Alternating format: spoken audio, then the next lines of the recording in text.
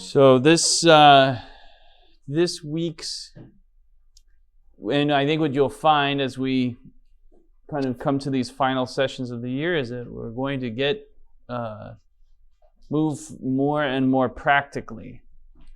And so this week, we're looking kind of at the nuts and bolts of the liturgical year.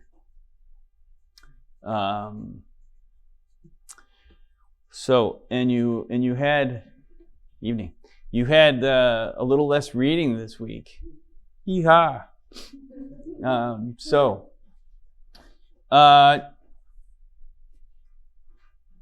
We'll begin with the bishop. He's now Bishop Eliot's book.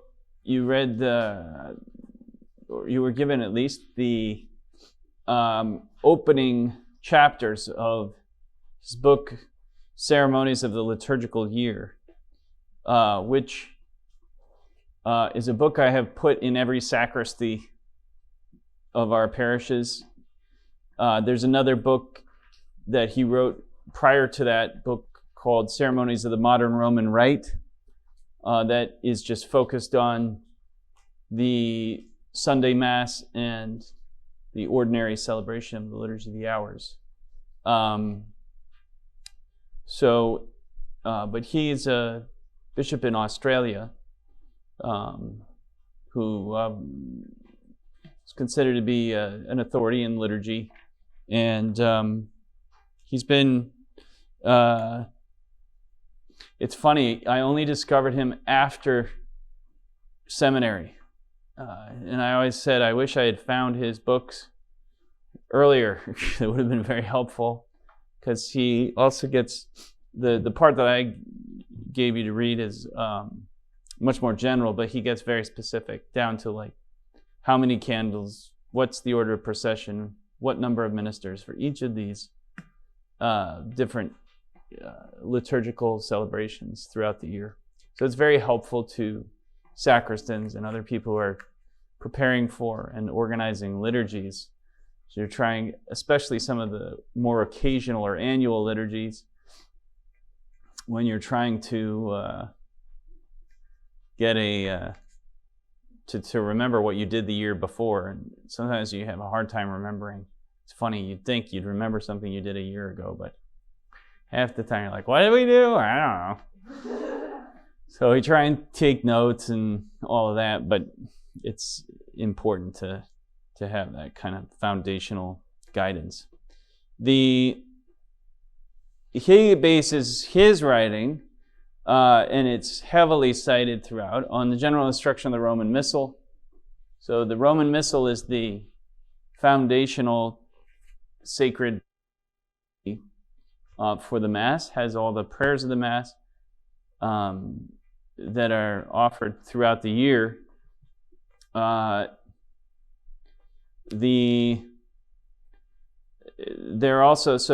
There's what's called a general instruction for the Roman Missal, which is the first part of this book.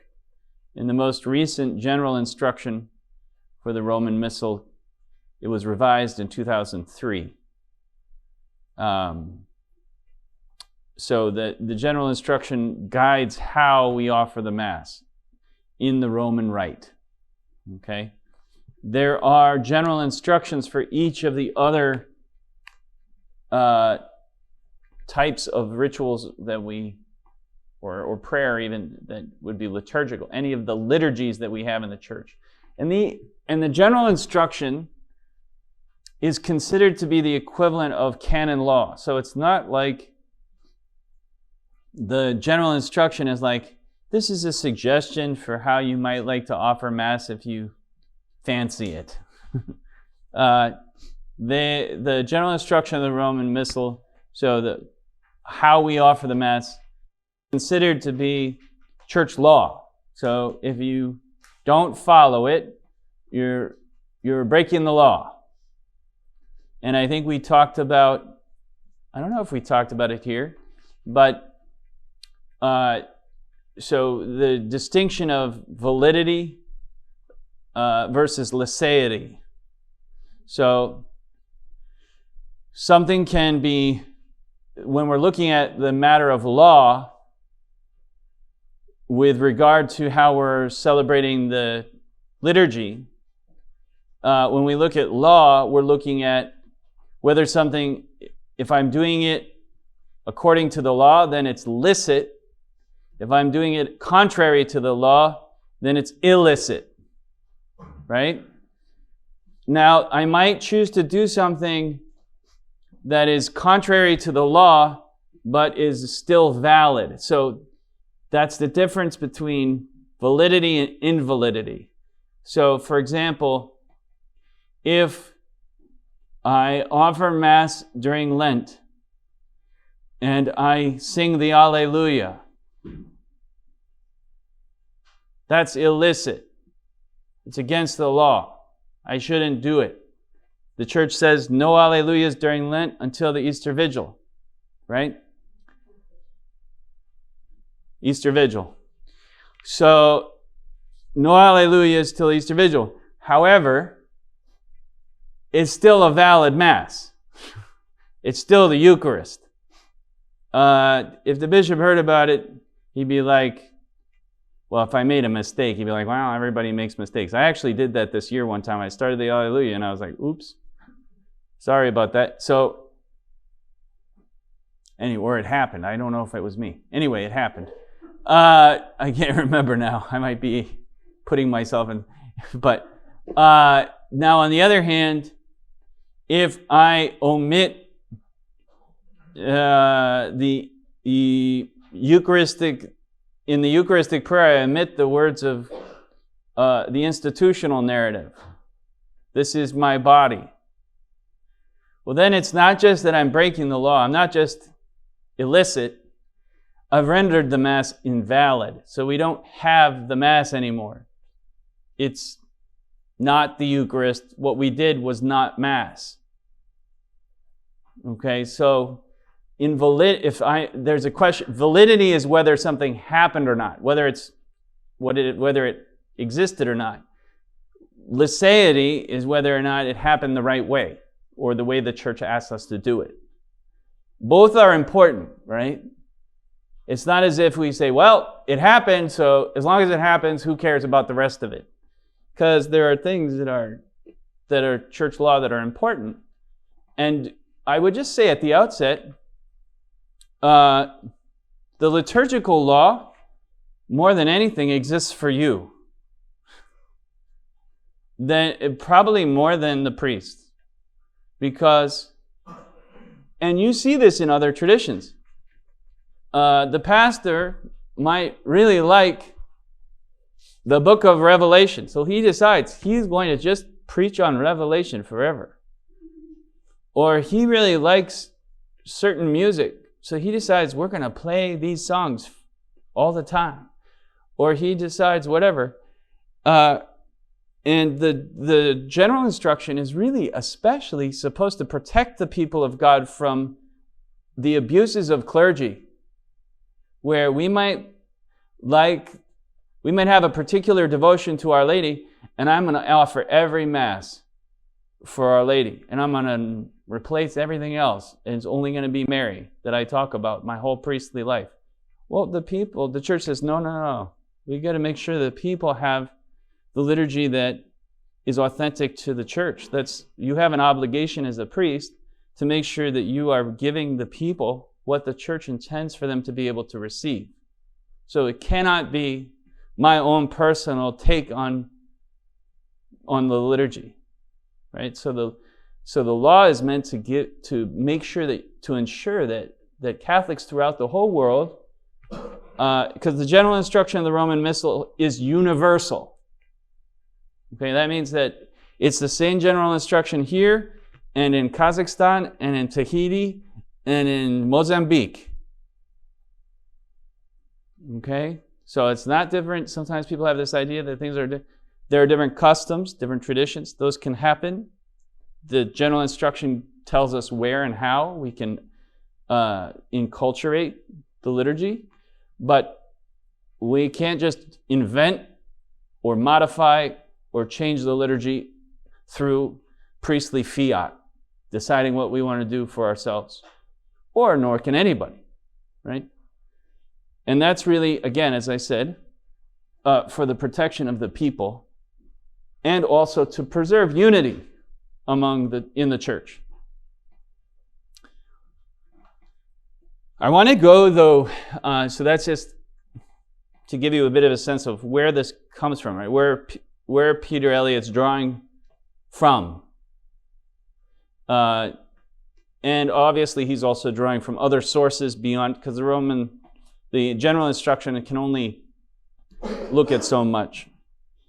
I want to look at in the introduction,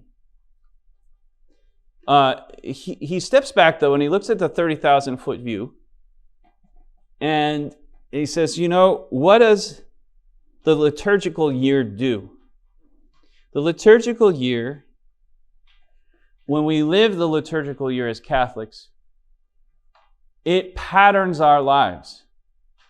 And so, in many ways, we live our years according to sacred seasons rather than natural seasons. Now, normally we would think in terms of winter, spring, summer, fall, right? And that's how we would structure our days. We might think of the moon or the stars. That's if you think of before Jesus, before any revealed religion, Judaism, people, they structured their lives based on the moon, the stars, the sun, the seasons, the sun.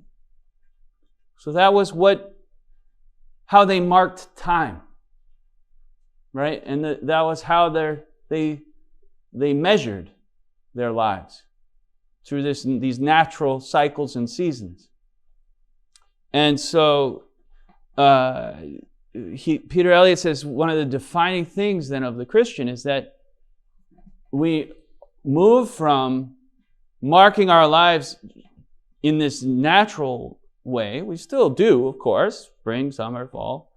But we have taken on, and we actually our lives are patterned on, instead, these seasons that walk us through the events of our salvation that are continuing to unfold. In other words, the life of Jesus Christ is continuing to unfold in our midst. And so he talks about how the Word becomes flesh. God enters into time and space. Well, I think we think a lot about how God enters into space through the sacraments, becoming truly present in the Eucharist, becoming truly present in the sacraments. However, it's interesting and it's important to think about the Word enters into time and space. And what does that mean? So the liturgical year is not something that we've just added on over the years to kind of avoid boredom, or because we wanted to have certain kinds of celebrations that we thought would be nice to bring everybody together, have a party, or all these other things. The liturgical year is really an implication of the incarnation. Right? The incarnation, it's that the incarnation, the reality of, we say, well, okay, if God has made his dwelling among us in time and space, well, then that should have an impact on my time. So my time now is not just my own. It's not just structured by my own inclinations. It's not just structured by the natural world. Christ now has a hold on my time. His life structures my time. Right? So I think that this is something important that Eliot talks about how and he has some beautiful one-liners, I think, about, he says the the more noble, evocative, and vivid is the ceremonial of our seasonal liturgies, the more those liturgies draw people into the mystery of Christ. And he says there's no place for monotony in the church, which rather frees the mundane.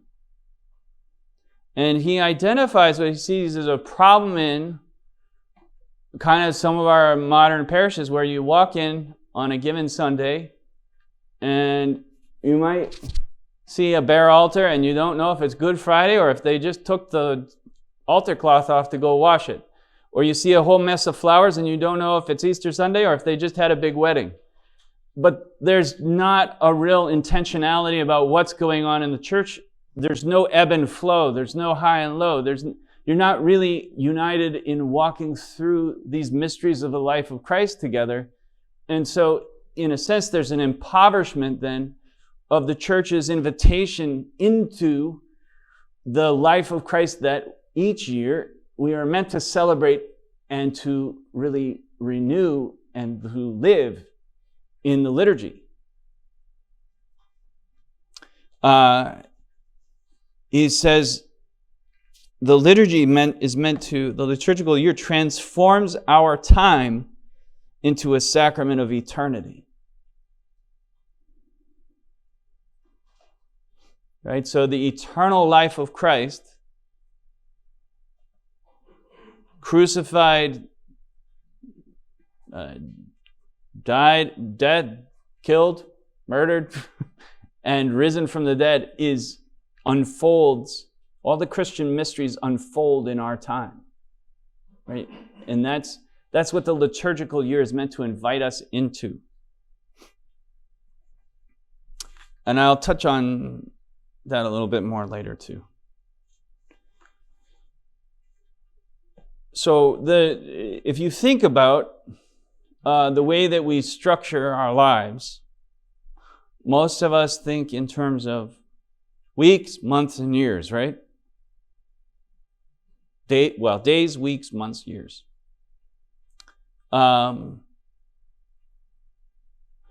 It's interesting, the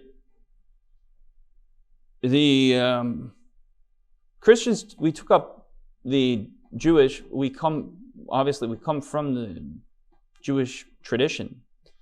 And so we have taken up the Sabbath, the seventh day. But if you think about it, the Sabbath is the only measurement that's really not naturally given to us. There's nothing in the natural world that says your week needs to be 7 days. There's nothing in the heavens that says 7 days.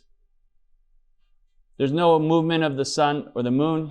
There are no seasonal changes that happen on 7-day patterns. The week, a 7-day week, is a divinely revealed increment. And what's interesting is that there have been attempts to attack that, especially by people who wanted to attack Christianity. So, for example, during the French Revolution, when they wanted to annihilate the Catholic hold on society, they tried to introduce a new week, and it wouldn't go anywhere.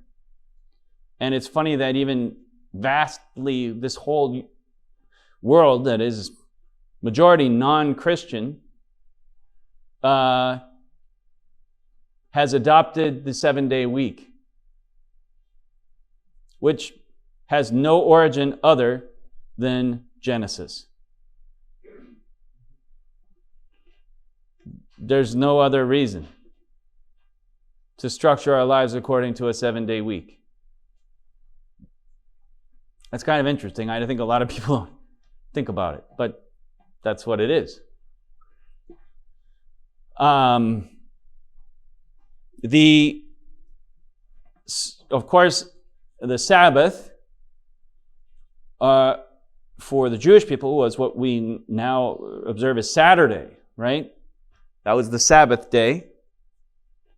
It was the last day of the week, not the first day of the week.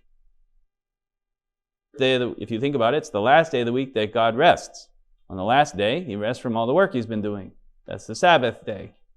So Sunday is the first day of the week. It's not the last day of the week. You see all these secular calendars, they put Sunday as the last day of the week. It's not the last day of the week for us. It never has been. Sunday's always the first day of the week. And so, but of course, when Christ rose from the dead, he rose on the day after the Sabbath. And so Christians, from the beginning, observed Sunday then as a new Sabbath. They saw this as, if you think about it, the new creation, the new covenant, the new Adam, right? And so on Sunday became known as the Lord's Day, right from the beginning. What's interesting is that they would many times go to the synagogue on the Sabbath, the Saturday, and they would participate in you'd think most of them all were Jews, so they would go to the Sabbath, go to the synagogue, go to the temple. They would observe all the things they had done, but then on Sunday they would get together to observe the Lord's Day, and particularly to come together around a sacred meal, the Lord's Supper. Right? So this was the practice in the early church. And the Sabbath and the Lord's Day were not initially seen as being in conflict with one another. It depends who you listen to and talk to, whether the Jews kicked the Christians out of the synagogue or whether the Christians left the synagogue of their own. Depends who you listen to. But eventually, certainly it's interesting, I took a course in seminary that was specifically about the relationship between Jews and Christians in the first 600 years of the church. That's all we did for the whole semester. It really depended on where in the church you were. There were some communities that remained much closer to and much more Jewish for much longer. And there were other communities that became much more Gentile or non-Jewish much earlier. And so there was a difference of practice throughout the Christian world. But there was certainly a distancing after the destruction of the temple in 70 AD. When Rome destroyed the temple, that part of that, you can imagine, Christians didn't necessarily want to be associated with Jews, since Jews had become enemy number one of Rome. So that caused a bit of a separation. But also, Christians saw this as being vindication, in the sense that Christ had proclaimed himself to be the new temple, and now the temple that the Jews were saying, well, if he's the new temple, then look at our temple, it's still going fine. Well, not anymore. And so Christians say, well, see, this is proof. You're holding on to this obsolete temple. It's not the true temple. The true temple has come. You should worship the true temple, in the true temple, which is the church. So you can see how that didn't go over so well for the Jews, right? So you start to see this gap growing between the Jewish and Christian believers. By the 3rd and 4th century, Christians really were not observing the Sabbath in the synagogue any longer. Part of that also is that, so there was what's his name? Julian the Apostate in the 4th century. He was a pagan Roman emperor after Constantine. We have this tendency to think Constantine came in and it was all just Christian from that moment on. No, Julian the Apostate came in and he was not a Christian, and he tried to reverse the Christianizing of the Roman Empire by Constantine. And one of the first things he did, guess what he started doing? Building the temple in Jerusalem. Right? Because that would be undermining of the argument that Christ was the new temple. course, it didn't happen. He didn't get it done. But during that time as well, there was, in some ways, the Romans were happy to push to pagan Romans were happy to play off Jews and Christians against each other, or to use Jews in order to undermine Christian claims.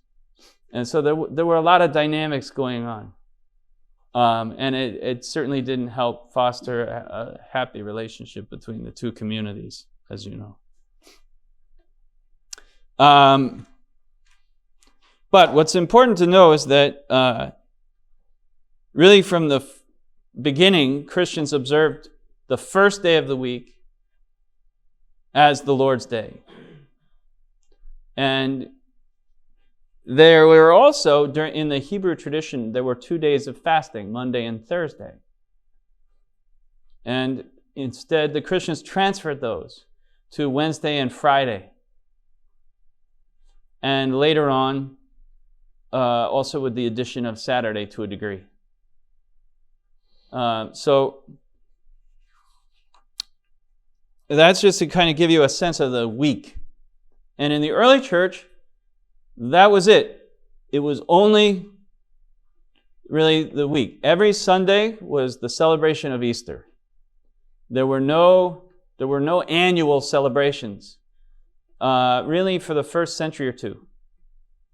It was just the Lord's Day on Sunday. Okay, so Sunday is the preeminent observance of Christians, and has been from the beginning. The day of the Lord's resurrection from the dead. I'm going to take a sidestep here for a minute and look at just in the liturgical year. It's important, why do we have these commemorative events on an annual basis? So as we're looking at annual things that started to come into place, we remember events and people who are important to us through observances. And it's interesting, if you think about it, that we celebrate them at the same time of the year, when the sun is more or less in the same place, and sometimes the moon may determine it, and the natural world has the same feel to it. When we, if you remember your birthday, when do we remember somebody's birthday? At that same time in the year. Right? It's interesting that we do that rather than other intervals. We could celebrate their birthday when they reached 100 days, and then 1,000 days, and then 10,000 days. You're 10,000 days old. You're 5,000 days old. Why don't we mark that? Right? But we don't, because the year is really fundamentally the way that our lives are really structured by the natural world. And so we get back to the same time. The cycle that is the dominant cycle of our lives naturally is dictated by the sun. And so inherently, even if you didn't have somebody, you come back to a day and you're like, oh, this reminds me of the day when my child was born. Well, so you think about it. Makes sense. You think about it, and then you're like, well, I don't want to forget this next year. You take note of it. You think about it every year. So every culture has had this tendency then to commemorate and to think about the things that were important, the people that were important to them on an annual basis.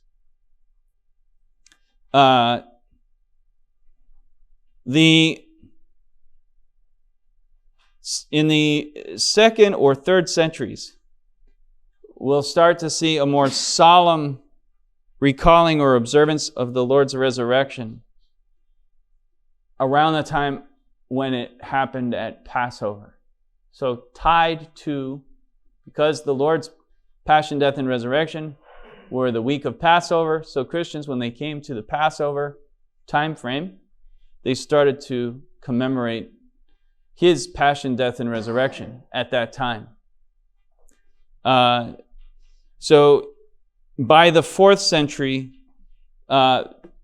various ceremonies and customs had developed pretty much through the whole church. Easter was the first. Easter was the first annual celebration of the church. And it began really within the first century and a half.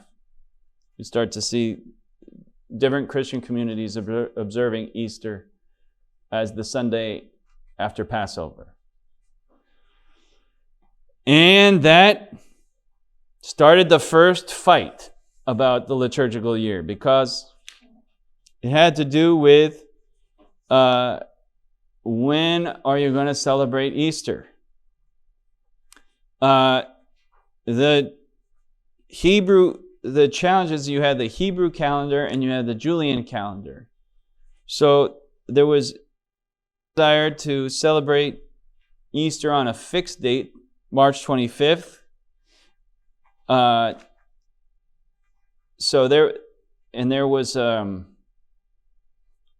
were Christians who said they were inspired by St. John from Turkey, Asia Minor, who were advocating for Easter being set with one date. Most of the rest of the church was not, and was advocating for tracking the date to the first Sunday after the first full moon of spring, which would have been in the month of Nisan in the Hebrew calendar. So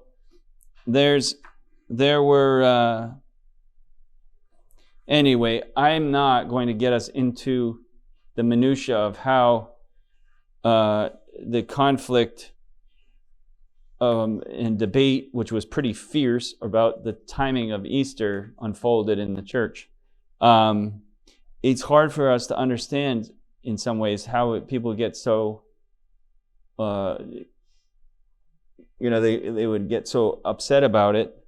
But I think Eliot points out in the reading that we need to take into account the power, he says, and precision of memory in the ancient world. They were very cognizant that Christianity depended on an accurate account of history. And so the historical events of the Incarnation and the commemoration of those events in a way that was deliberate and accurate was critical to them. It's interesting, I just saw this Easter. So this is not over, by the way. Just this Easter, I was reading an article. The Eastern Orthodox Patriarch of Constantinople has expressed the desire that Christians in the East and West begin celebrating Easter on a unified date, rather than adhere to separate Lenten calendars.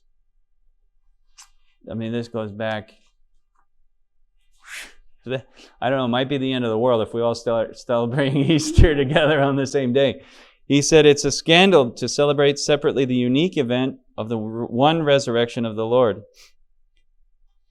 And he said, we extend a heartfelt greeting of love to all Christians around the world who celebrate Holy Easter today. Bartholomew is I forget what number he is, but it's Bartholomew, is the Patriarch of Constantinople. So we beseech the Lord of glory that the forthcoming Easter celebration next year will not merely be a fortuitous occurrence, because this year we ended up having it at the same time, but rather the beginning of a unified date for its observance by both Eastern and Western Christianity. This goes back to the Council of Nicaea when they first settled the date for Easter, at least in some of the church. It was accepted and not accepted. He says, this I thought was kind of cool. He says, so Pope Francis has also expressed his intent to reach an agreement to establish a common date for Easter. And in 2015, the Pope said that the two churches had come to an agreement. Unfortunately, the Patriarchate out of Moscow, the Russian Orthodox Church, is not on board. But they recently excommunicated the Patriarch of Constantinople. They're not getting along mainly because of the fight in Ukraine, because of the Ukrainian Orthodox Church and the Russian Orthodox Church are not They're not on the same side. But the pontiff, our Pope, similarly said, disunity is a scandal and joke that Christians could say to one another, when did Christ rise from the dead? My Christ rose today, yours next week. So you can see how, there is a bit of humor, but these are things we take seriously. Why? So it goes back to a Jewish, I think I talked about this in the Eucharist talk. Do you remember, did I bring up the term anamnesis?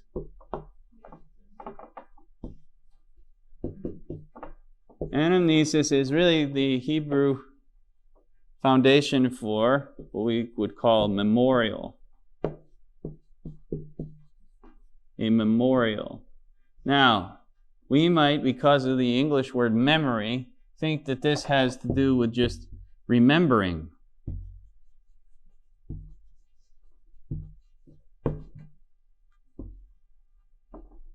These are days when we remember. But the anamnetic move, or what anamnesis meant for the Hebrew people, was not merely remembering. It had to do with, as you might, if you think about Passover. In the Passover meal, as I explained, I think somewhat, the ritual of the Passover meal was meant to extend into the present moment the reality of the event that was being commemorated. So it wasn't just remembering something that happened in the past. It was that the freedom and the salvation that was given to the Hebrew people, rescuing them from slavery in Egypt, would once again be manifest as they were celebrating the Passover. So they would talk in, like, for example, the young child would say to the older person at the table, why is this day unlike every other day? And he would say, well, on this day, God led us. Not like talking about somebody, this day, God led us and did all these things for us. This is what he did for us this day. It wasn't like somebody was looking in a history book. It's like, no, this is our story. This is what God has done for us, and this is why we are the people who we are. When Christ took up the Passover for the Last Supper, Christians understood that this principle of the Passover, of the anamnetic transitioning into the making present the reality being remembered or being commemorated. Christian understood this principle to be transferred by Christ to himself during the Last Supper, so that when he said, do this in memory of me, what he was saying was that to participate in his passion, death, and resurrection, we need to enter into this memorial celebration or ceremony that incorporates or recalls the original saving events. So you want to die with Christ and rise with him to new life? Then you do this in memory of him. That makes his passion, death, and resurrection present to you in your time. Right? It makes all of those things, it manifests them like it's almost like renewing the vows of your wedding. It reincarnates, if you will. It makes incarnate once more the reality of his saving work, right? I think I talked about that in the past. Hopefully that's not a new concept to you. So for us, this is especially the case if you look at, every Sunday, every Eucharist that we celebrate, but Holy Week and Easter became particularly a way that we were entering into and once more as Christians being present and being transported into these saving mysteries of our salvation. Right? So the timing, so you saw very quickly, pretty quickly after the timing, after Easter started being commemorated, well, you can see how, if he rose from the dead on this Sunday, well, then we should also be commemorating when he had the Last Supper, when he was crucified, and when he rose.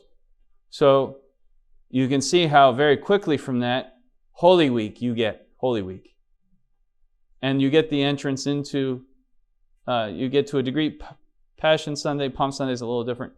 But the other piece that happened, again, very quickly was, within the first few centuries, they said, well, when are we going to bring new Christians who have been preparing? When are we going to bring people into the church? They said, well, you should do it at Easter because this is when we're especially celebrating, since we do on an annual level, we're celebrating the Lord's resurrection and new life. On Easter, that's when we should bring people into the church. That's when we should baptize them. So you have the catechumenate and the preparation of Christians kind of hitting this final stage in the weeks leading up to Easter. And the fact that ended up being 40 days seems it should be pretty intuitive, right? Our Lord spent 40 days in the desert. The Hebrews spent 40 years in the desert. It's like 40 days, 40 years. That's the time. And I don't know if you caught it in the reading, but originally the 40 days were counted from the Sunday before Easter to Easter. But then in order to not fast on Sunday, they started the Wednesday before. So there you go. People always ask me, should I fast on Sundays during Lent? And I always say, I don't know. You can do what you want. But it's not by the church. Sundays in Lent are not considered fast days. Now, what you give up personally of your own volition, you choose what you're going to do. But the church does not designate Sundays during Lent fast days. There's still Sundays during Lent, but they're not days of fasting. No solemnity, which no Sunday, when we celebrate the Lord's resurrection, is ever a fast day. Because it's a Sunday. I was wondering too, is that considered like Saturday evening can liturgically be Sunday? So like during Lent? We're going to get to that, but yeah. So you can see then all of a sudden we've got Lent and we got Holy Week, right? Also pretty quickly, you see the Easter season extended to the celebration of Pentecost 50 days later.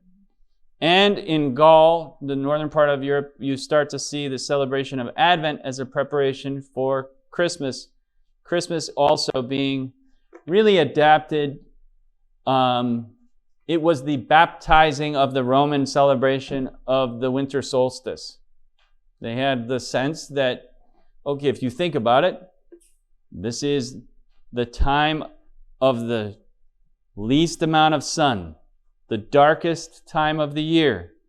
At the solstice, we celebrate the beginning when light is coming into the world. They said, well, those who walked in the shadow of death have seen a great light, right? I mean, if you're going to celebrate the birth of Christ, you celebrate it at the darkest time of the year, which is the winter solstice. So they said, we're baptizing the winter solstice. Pagans, move out of the way. This is now the time we're celebrating the birth of Christ. There have been attempts afterwards to say that Jesus was actually born on the winter solstice. I don't know. You can leave that to the theologians to try and figure that out, and historians, but suffice it to say, it's not essential for us to believe that that's historically his actual birthday. That's not what the church has ever asserted. The church has said, this is when we're celebrating it. We're celebrating it for theological reasons on the day when the world is the darkest. Because sometimes people try and throw that in our face, like, you just took that over from the pagans. It's like, well, yeah, we did. And it made sense. We're like, well, hey, you already have a tradition here of celebrating. Let's make it Christian. Oh, all right. You think about it. If you got a bunch of pagans who are used to celebrating on the winter solstice, it's a little easier sell to say, well, why don't we celebrate Jesus' birth on this day? And they're like, oh, okay. As long as I get to have my beer. This is not rocket science. So this is the way these things happen. By the late 4th century, the general shape of the liturgical year had been established. Right? The general shape that we live. The birth of Christ was more celebrated on the 25th in the West. In the East, it was more January 6th. And there are debates about why that is, and scholars don't really know why. It depends who you talk to. Lenten fast was in somewhat different lengths depending on where you were, and also of varying severity depending on how much fasting or not fasting. Holy Week was in place. Easter Day extended 50 days. Advent and days of fasting were there. And then you gradually after that you start to see vigils and octaves added to vigils before the feast to anticipate it, and octaves to extend the feast, to continue the celebration.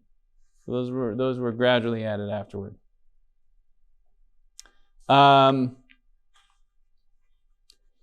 So that's what we call I'm going to do this.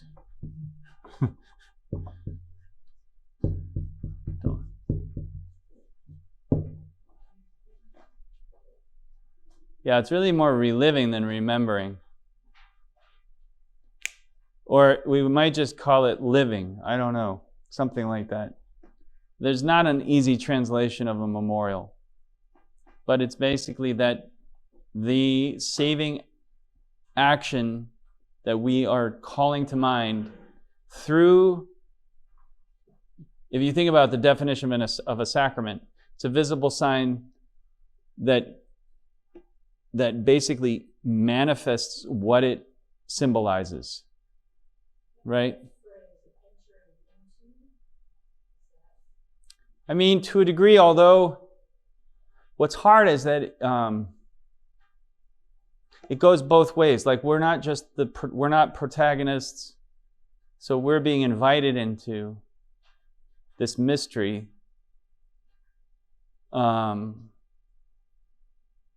It's a little tricky. There are nuances to it. But I think entering into, it's not wrong. It's just maybe not, you could flesh it out more. So we have then this annual cycle of seasons that basically encompass the saving work of Jesus Christ, particularly highlighting his passion, death, and resurrection. At the same time, you start to see in the early church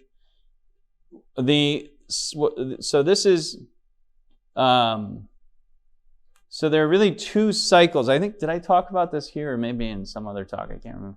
So if you look at this book, did I do this?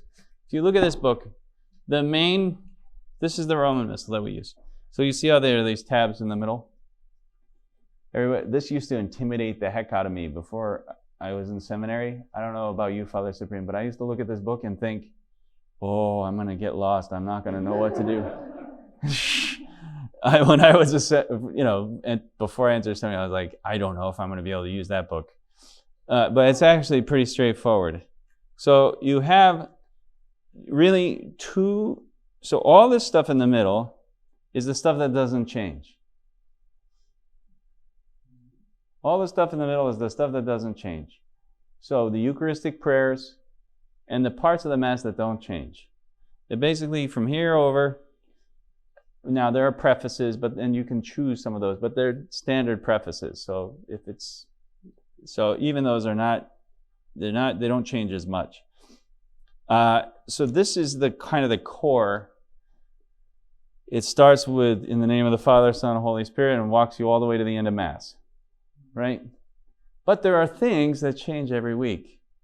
You'll notice, for example, the opening prayer or the collect changes depending on the liturgical season.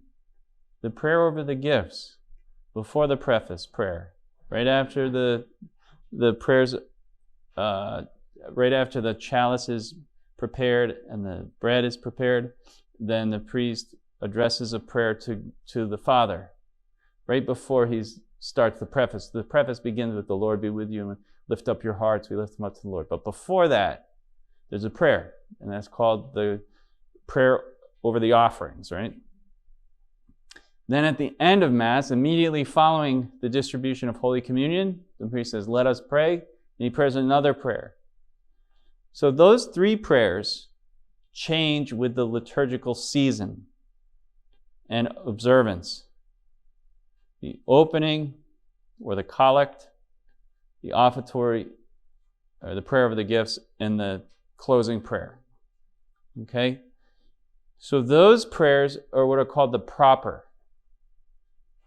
It's the proper prayers. And the proper prayers correspond to the liturgical season or to the commemoration of a saint. So in the beginning, you have what's called the proper of seasons. So as you go through here, what you're going to find is, okay, this is for Christmas. This is actually for the baptism of the Lord. Okay? For the baptism of the Lord, this also has the entrance antiphon. So the entrance antiphon would be the chant at the beginning of Mass, which also changes with the season. And also the communion antiphon changes. But that's a separate thing. You're going to find the collect, the prayer over the offerings. Now, this one happens to have its own proper preface. That's another thing. I'm not going to get into that with you. And then the prayer after communion. Well, there's the communion antiphon, and then the prayer after communion. So as you go through this proper of seasons, you're going to find those three prayers for the whole liturgical year, corresponding to each season. In the back is the proper of saints, or the sanctoral. The proper of saints is, if you go back here, then you're going to find, okay, this is Saint Michael, Gabriel, and Raphael. Here's the entrance prayer for them. Here's the prayer over the gifts, and the concluding prayer. The first proper is organized according to the liturgical calendar. So it begins on the first Sunday of Advent, the proper of seasons. The proper of saints is organized according to the calendar, the Julian calendar. So it begins on January 1st and is organized by date. So this is the key thing when you're preparing for Mass. You can see how you get some interesting intersections here. You have to try and decide, well, what do we do today? What if it's a Sunday, but it's also, what if it's also December 8th? What do you do? Do you do the second Sunday of Advent? Or do you do the Feast of the Immaculate Conception? No. No, you're right, I think. It gets bumped. It gets bumped to Monday. The Feast of the Immaculate Conception gets bumped to Monday. But anyway, this is interesting. Anyway, so you have the cycle of, or the proper of seasons and the proper of saints. The proper of saints, we commemorate the saints. And Eliot talks about these two kind of, these two sides of the same liturgical year. He says, We follow, but we are also carried along. We are shaped, and really this liturgical year is meant to shape our lives. He talks about, I don't know if you caught, he says, in a sense, when we're following the liturgical year, it's like we have a series of appointments with the Lord. And within this framework, it's clear that we're part of something larger than ourselves. In other words, my time belongs to His time. He said, because I don't decide when Christmas is. I want to celebrate Christmas in July. Well, sorry. That's not when it is. Right? We're celebrating Christmas on December 25th. And it's not all about you. It's not your world. It's not your time. Time belongs to Him.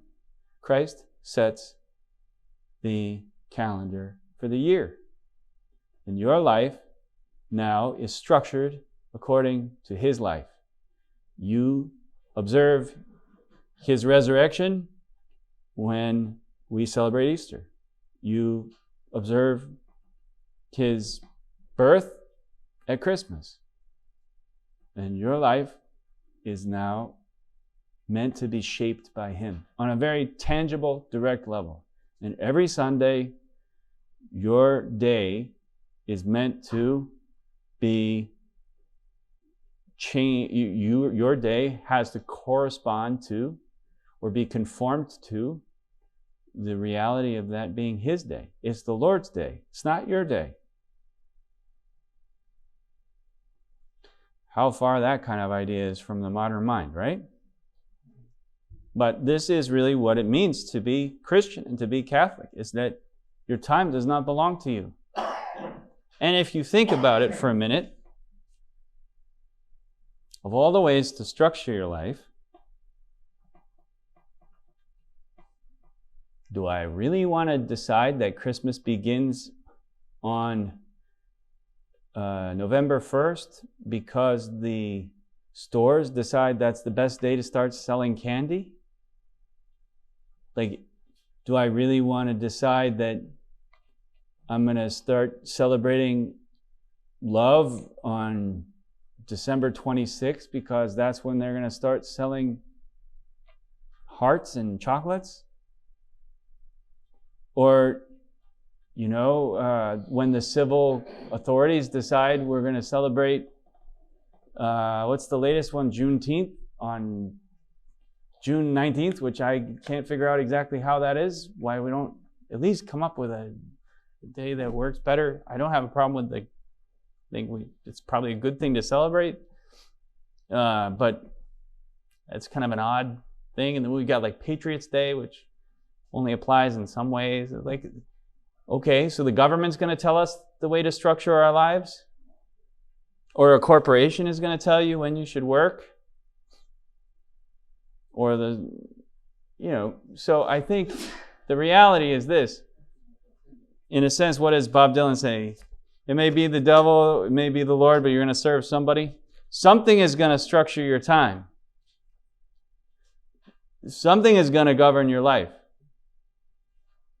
And to me,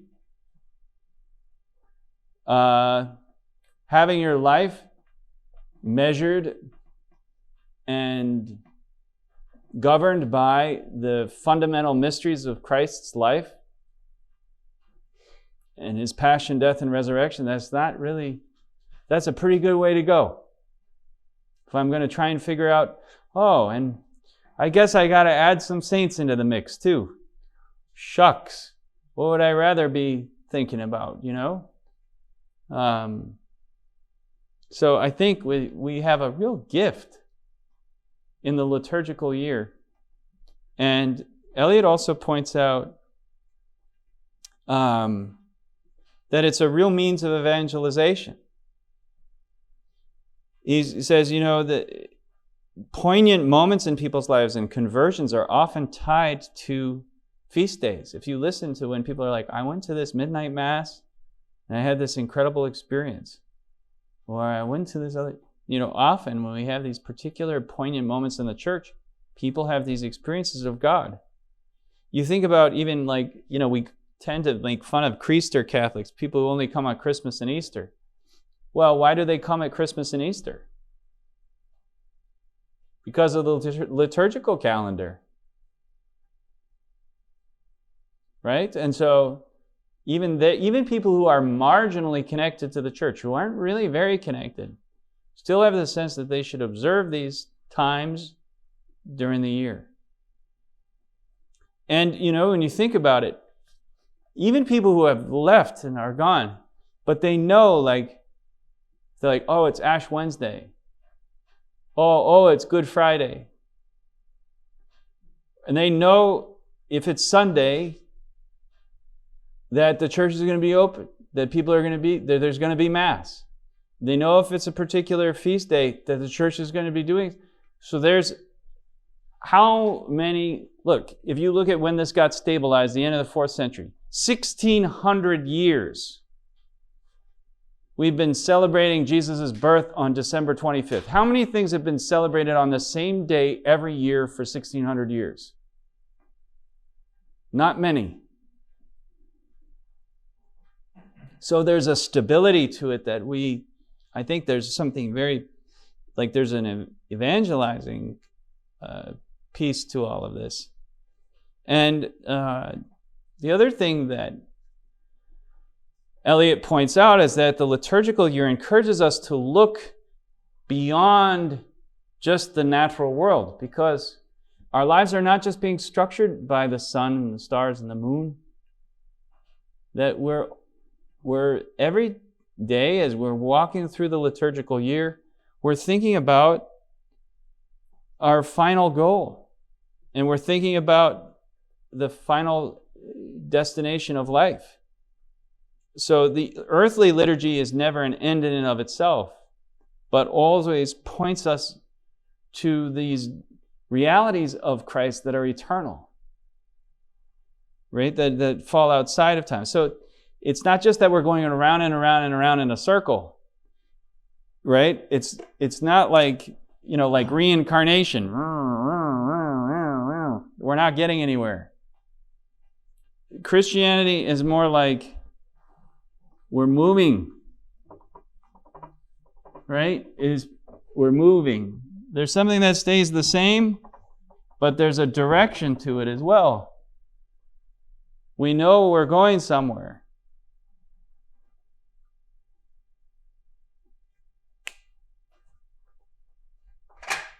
And everything that we celebrate tells us and teaches us more about where we're going and how we're going to get there.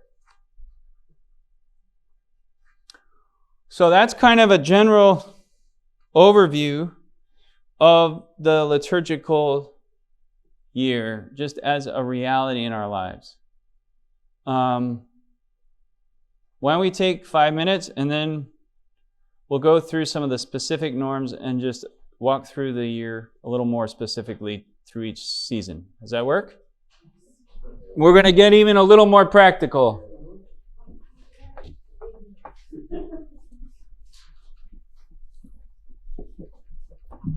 So, general liturgical norms.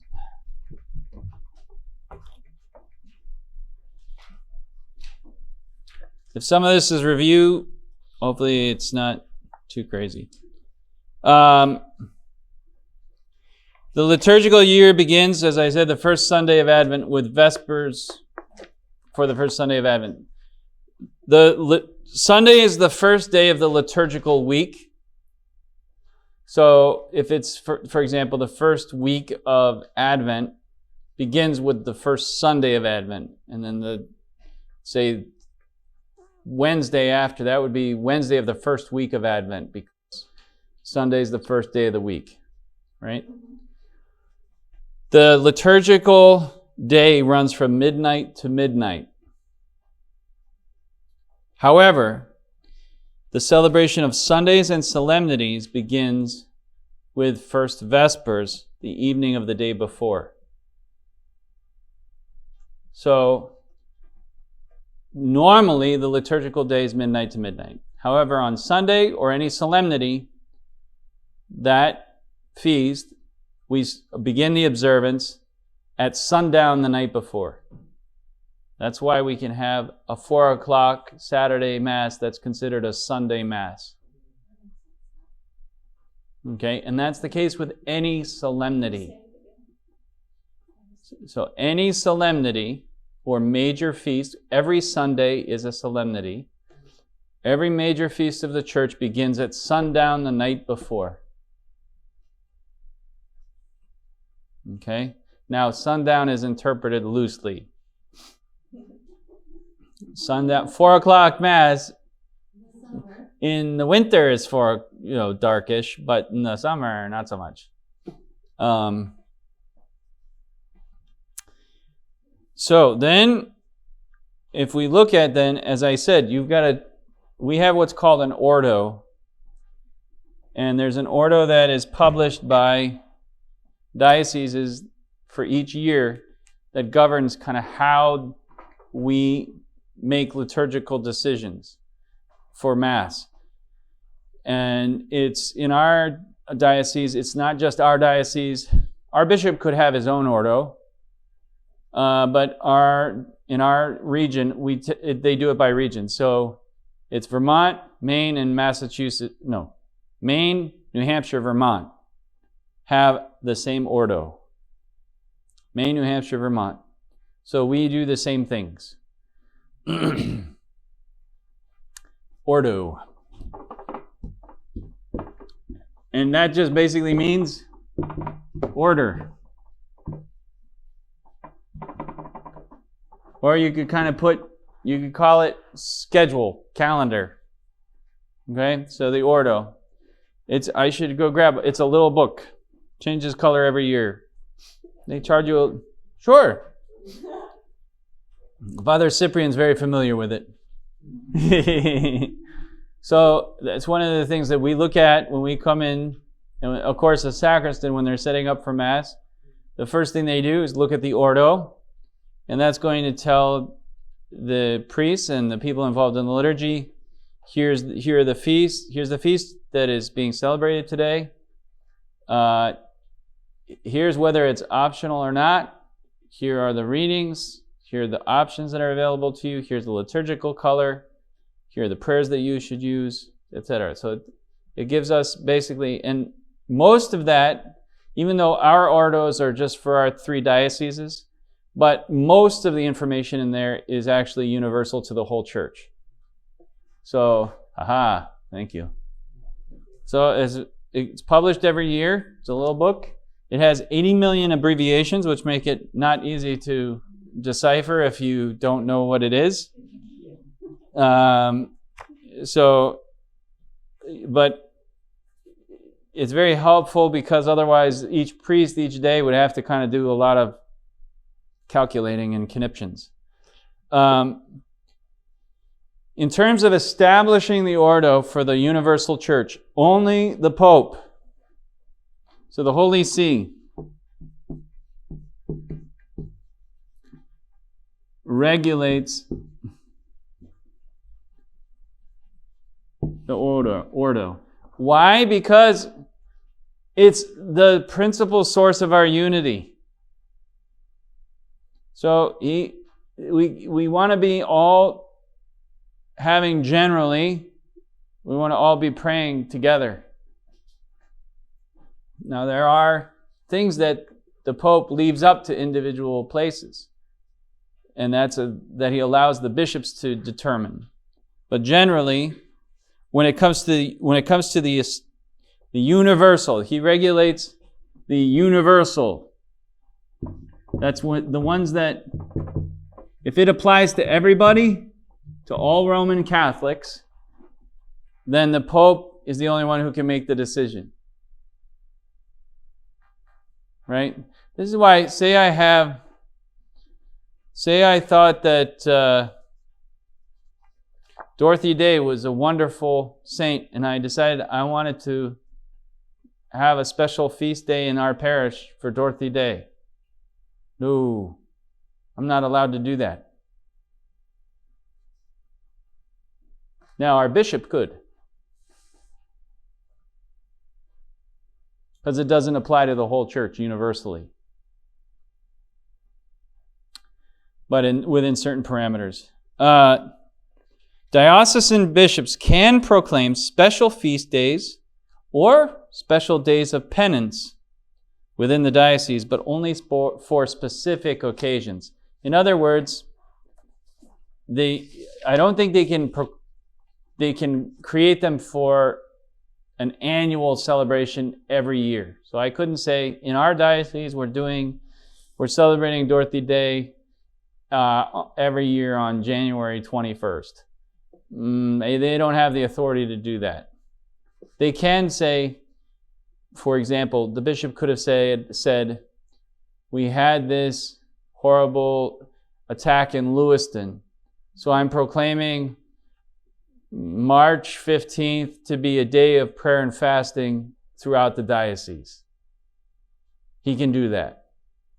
Or we just had elected a new bishop, I'm proclaiming whatever day to be a day of celebration, and we're going to use these special prayers giving thanks to God for our new bishop.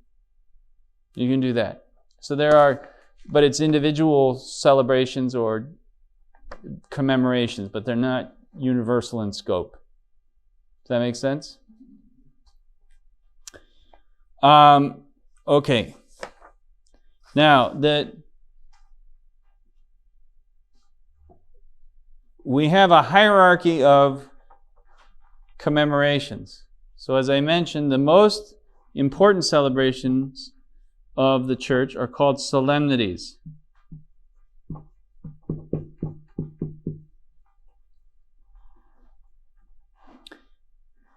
So, it's the most important day in our liturgical calendar is a solemnity. They always begin with Vespers or evening prayer the night before. So they don't just start at midnight. Because it's a bigger celebration, we give it more time. So we start the night before. And some have their own vigil mass before. So for example, the Christmas Eve Mass is a different Mass than the Christmas Day Mass. The vigil Mass actually for Pentecost is different than the day. So some of the solemnities actually have a different set of prayers for the Mass the night before. Easter Vigil, case in point. Okay? The Gloria and the Creed are always sung and said on solemnities. And every Sunday is a solemnity, right? So every Sunday is a solemnity. There's no Sunday that's not a solemnity. Should put that up there. Okay?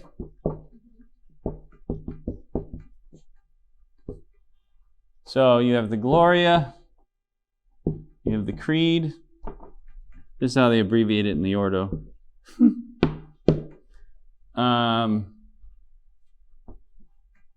They begin with First Vespers. They also would have Second Vespers. So they have two. So Vespers being evening prayer. So First Vespers, Saturday night for a Sunday solemnity. And then Second Vespers on Sunday night.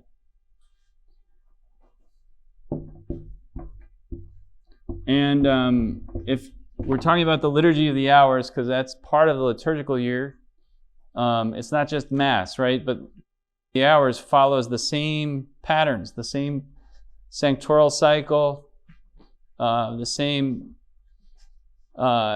cycle of seasons. So, for example, really the Liturgy of the Hours are the daytime prayer, evening prayer, night prayer. These really extend the Mass through the day. They extend the celebration or the commemoration through the day. And in fact, like the proper prayer, the opening prayer in the Mass, the collect, is the closing prayer for morning prayer and evening prayer. So you see, like there's a continuity that extends through the whole day through the prayers that are prayed by the church. So on a solemnity also, the Te Deum is a special hymn of praise that would be prayed during the office of readings for the Liturgy of the Hours. So these would be the most important feasts. Every Sunday, etc. Okay. The next level of we would call this so kind of progressive solemnity in some ways. The next most important is a feast.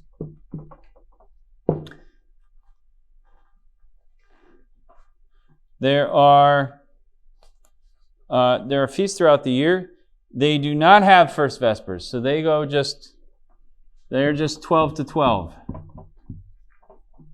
Okay? Midnight to midnight. And whenever the feast of the Lord, if there's a feast of the Lord on the liturgical on the universal calendar, if it falls on a Sunday in ordinary time or during Christmas, the proper prayers of the feast replace the prayers of the solemnity of that Sunday. That's a little technical, but normally the Sunday would trump a feast day.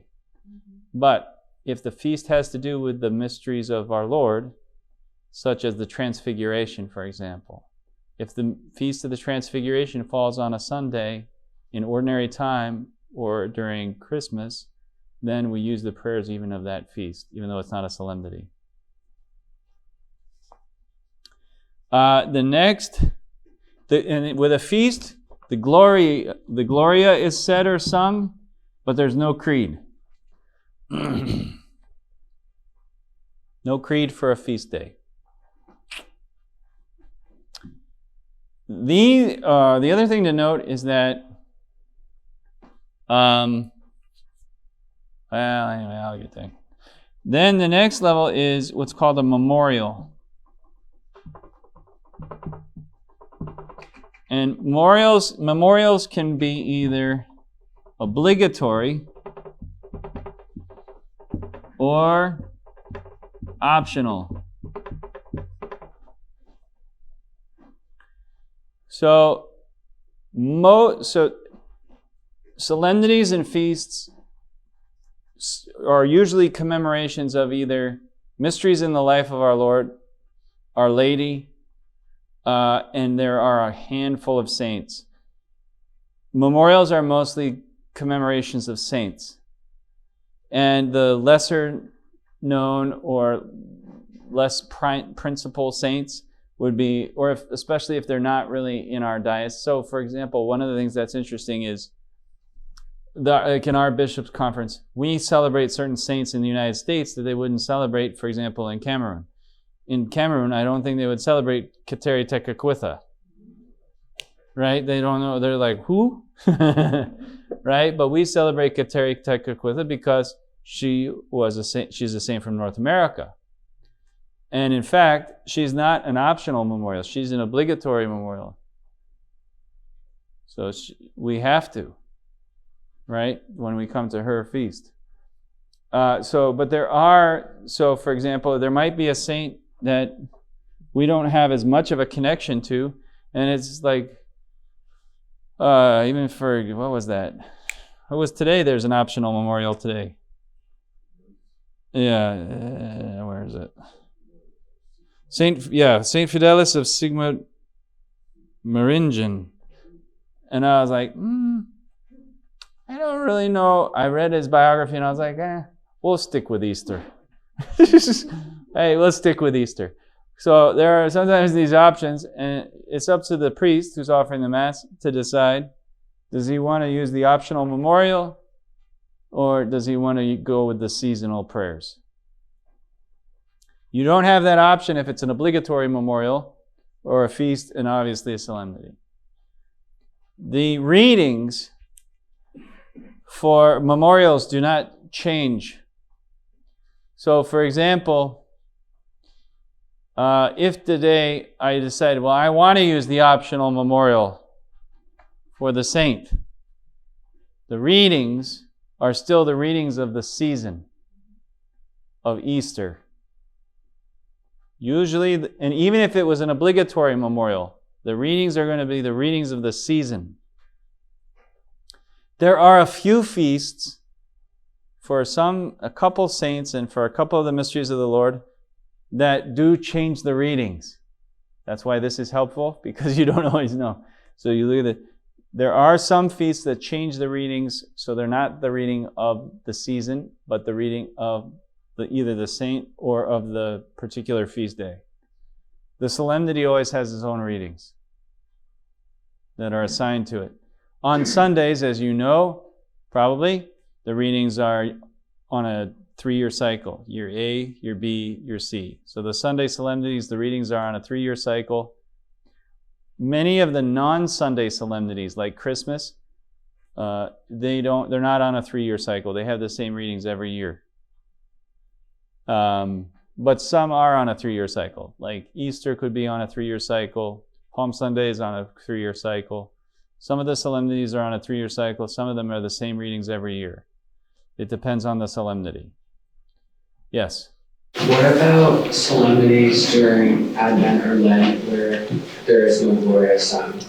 Is that also? Yeah, there's no Gloria. That's an exception during Advent and Lent. So there's no Gloria and no Gloria for Advent and Lent on solemnities in those seasons. How about the days of obligation? They're all solemnities. They're all solemnities, and I'll actually come to that in a minute. And when you say obligatory memorials, are those holy days of obligation? No, it just means that we have to use the prayers for that particular feast. It means the priest is obligated to commemorate that. Usually it's a saint. So if it's St. Francis, I can't decide, well, I don't really like St. Francis, so I'm not going to pray for him or pray asking his intercession. The church says, no, St. Francis is too important a saint in the church for you to it's not an option. You have to use the prayers for St. Francis or for St. Dominic or for any of the apostles. The apostles are either feasts. They're all feasts. The apostles are all feasts.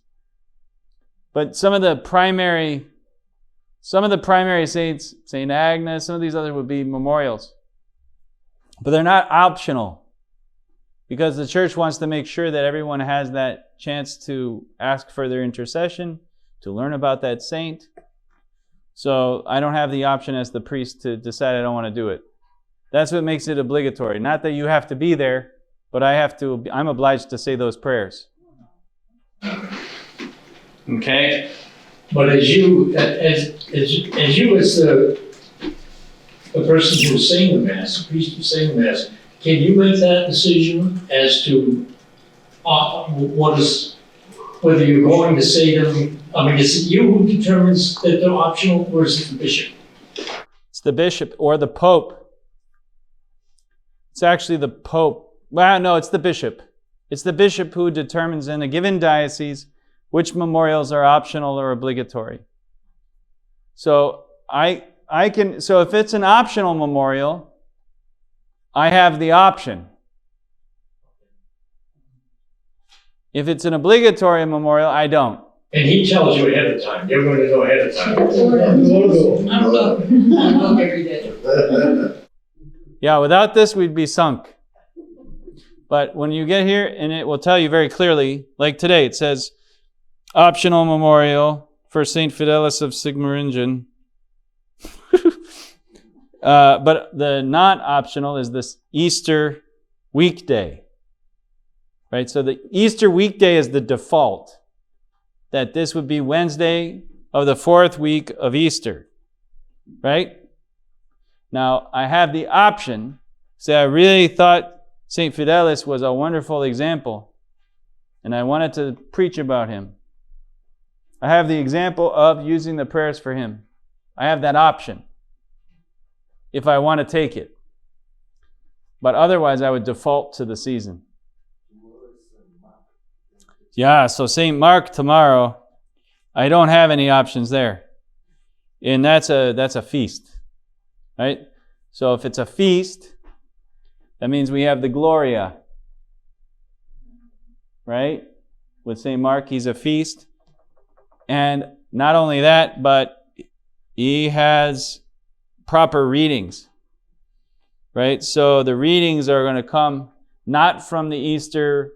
They're not going to be the readings of the fourth week, Thursday of the fourth week of Easter. Those readings are put aside, and instead the readings are taken up from the Feast of St. Mark. And this tells us how to do that. So all the feasts is going to be the readings. It depends. Some feasts do not have their own readings, and some do. All solemnities have their own readings. Memorials don't. I think there are a couple memorials that have their own readings, but don't quote me on that. Normally, you use the readings of the day, of the season. You can choose, though, I think you can choose the readings of the saint, right? With a memorial. The priest can choose. Normally, I would say most of the time, the priest uses the readings of the day. But you could choose the readings of the saint. Preaching on it. Yep. Especially exactly like you say. Say it was Saint Kateri Tekakwitha or someone who was very important, to... Now, we're the Feast of the Immaculate Conception, so Holy Day of Obligation. But say our parish was Saint Kateri Tekakwitha. Well, when we got to that memorial, I'm going to pull the readings from Saint Kateri. And we're going to make it a bigger deal because that's the name of our parish. Right? Okay. Does that make some sense a little bit?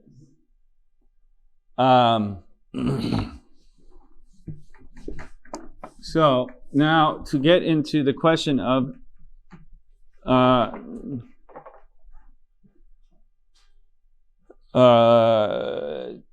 solemnity in terms of who needs to, how this kind of factors out, how these different solemnities, feast, memorial, optional memorial, how does this all get decided? You were asking some of these questions.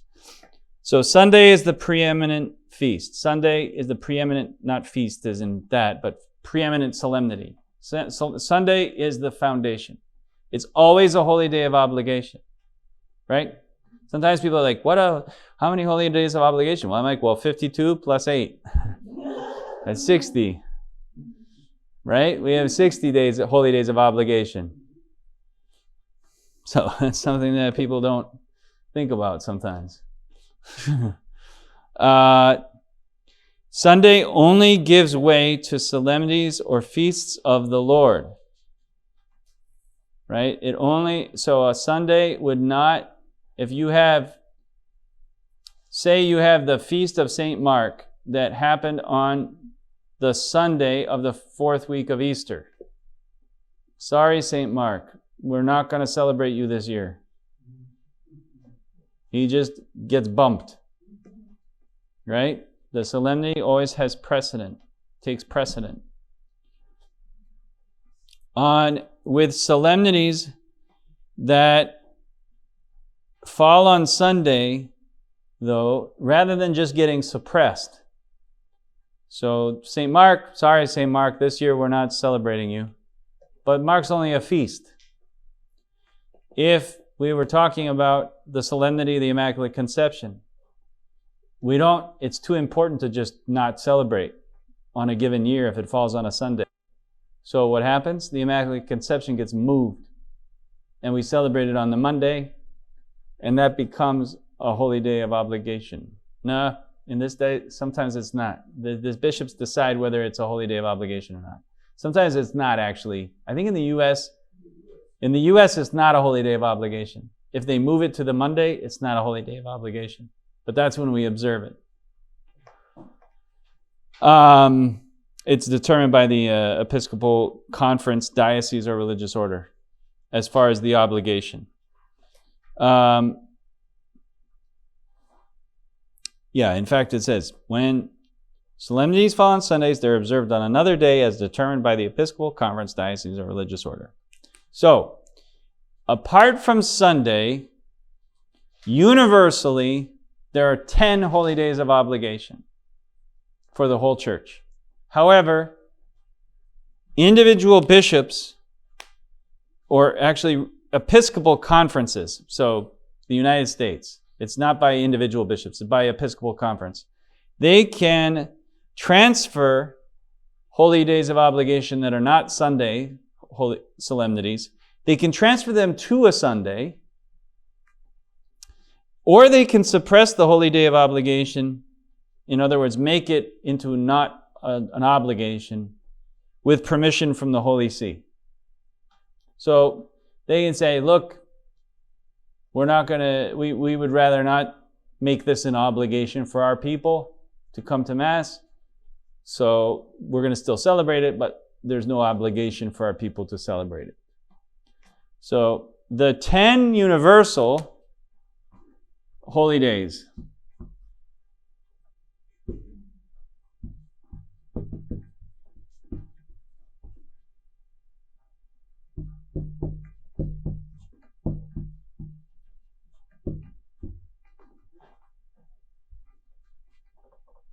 And make sure I don't miss any. So this is in order of, it's in the liturgical year order. So Christmas Day,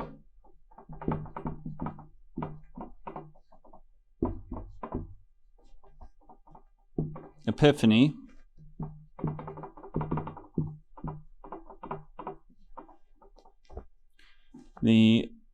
this is not in the right order, but whatever.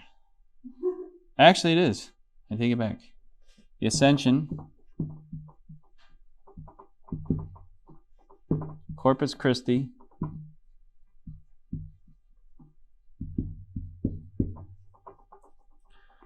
Mary, oh no, it isn't in the right order. Mary, Mother of God.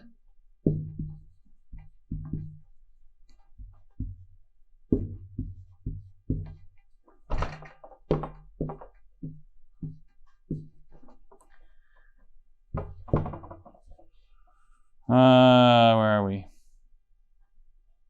Immaculate Conception.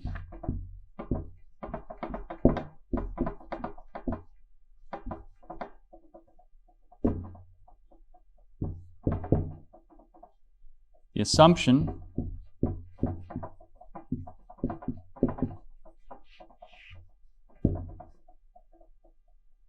Now, these are the last three answers. St. Joseph.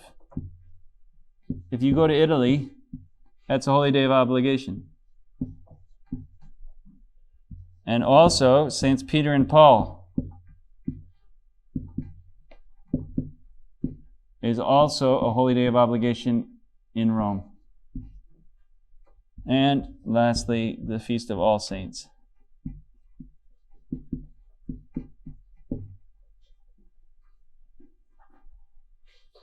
Okay. So Christmas, December 25th, Epiphany, January 6th. Actually, let me qualify this as we go. So, Mary, Mother of God, is always celebrated on January 1st. If it occurs on a Saturday or a Monday, if it gets moved, or if it occurs on those days, it's no longer an obligation in the United States. So if January 1st falls on a Monday, you don't have to go. I guess they figure you got to too much church. Okay? Epiphany has been permanently translated to the first Sunday after January 1st in the United States. So this has been moved. Here in the United States, and this is interesting, when I was in Italy, sometimes you get weird things where you would have, like, I think it was there that I was visiting my brother sometimes after Christmas. I go there, and then they would celebrate it on the 6th. So I'd celebrate Epiphany there, then I'd come back here and celebrate it here because it was transferred to the Sunday or something like that, or go the other way around. It's transferred in the United States permanently to the first Sunday after January 1st. The Feast of the Ascension is celebrated on different days depending on which ecclesiastical province you live in. Our province, so here in New England, unlike other parts of the United States, the Feast of the Ascension, we do observe it on the Sunday. Okay, so and I'm going to put an asterisk on the days that are holy day. So this is a holy day of obligation, Epiphany. We don't really count it because it got transferred to a Sunday. So of course it's an obligation. The Ascension is as well because it stays on the Thursday, 40 days after Easter. The Feast of Corpus Christi, that also would normally be on a Thursday, the Thursday after Trinity Sunday. However, in the United States, it was been permanently transferred to the Sunday after. So I'm going to put transferred. This has been transferred. So these are both observed in the United States, but they're observed on the Sunday as a matter of course. So nobody even realizes that they would otherwise be holy days of obligation. But they would be. When they are. The Assumption of Mary. So the Assumption, this is always on August 15th. But if it happens on a Saturday or a Monday, there's no obligation to go. Okay?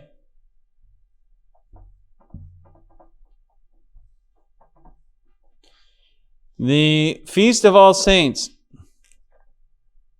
is also always celebrated on November 1st. And that's a holy day of obligation. Again, if it's celebrated on a Monday or a Saturday, there's no obligation. And the Feast of the Immaculate Conception is always celebrated on December 8th.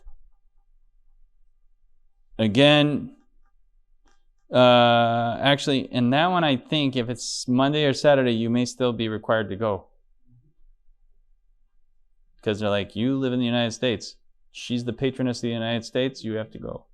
Even if you have a lot of church. Christmas is also, I already put it there. So Christmas is also a holy day of obligation for us, always on December 25th.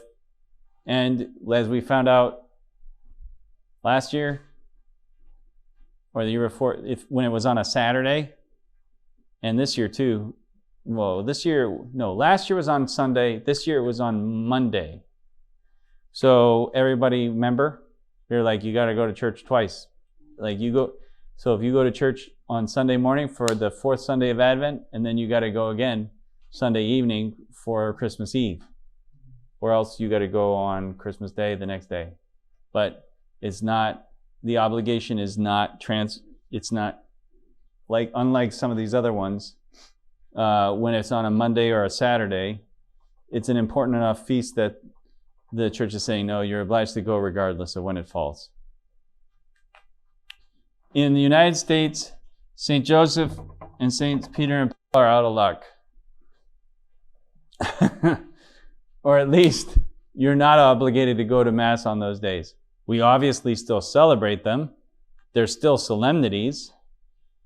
They still are very important, but you don't have to go to church. Any questions about this? Yeah. Why did you call it for Easter? It's always on a Sunday. You know what I find interesting is, what days are not up here? Ash Wednesday, Good Friday, Holy Thursday, Easter Vigil, All Souls, right?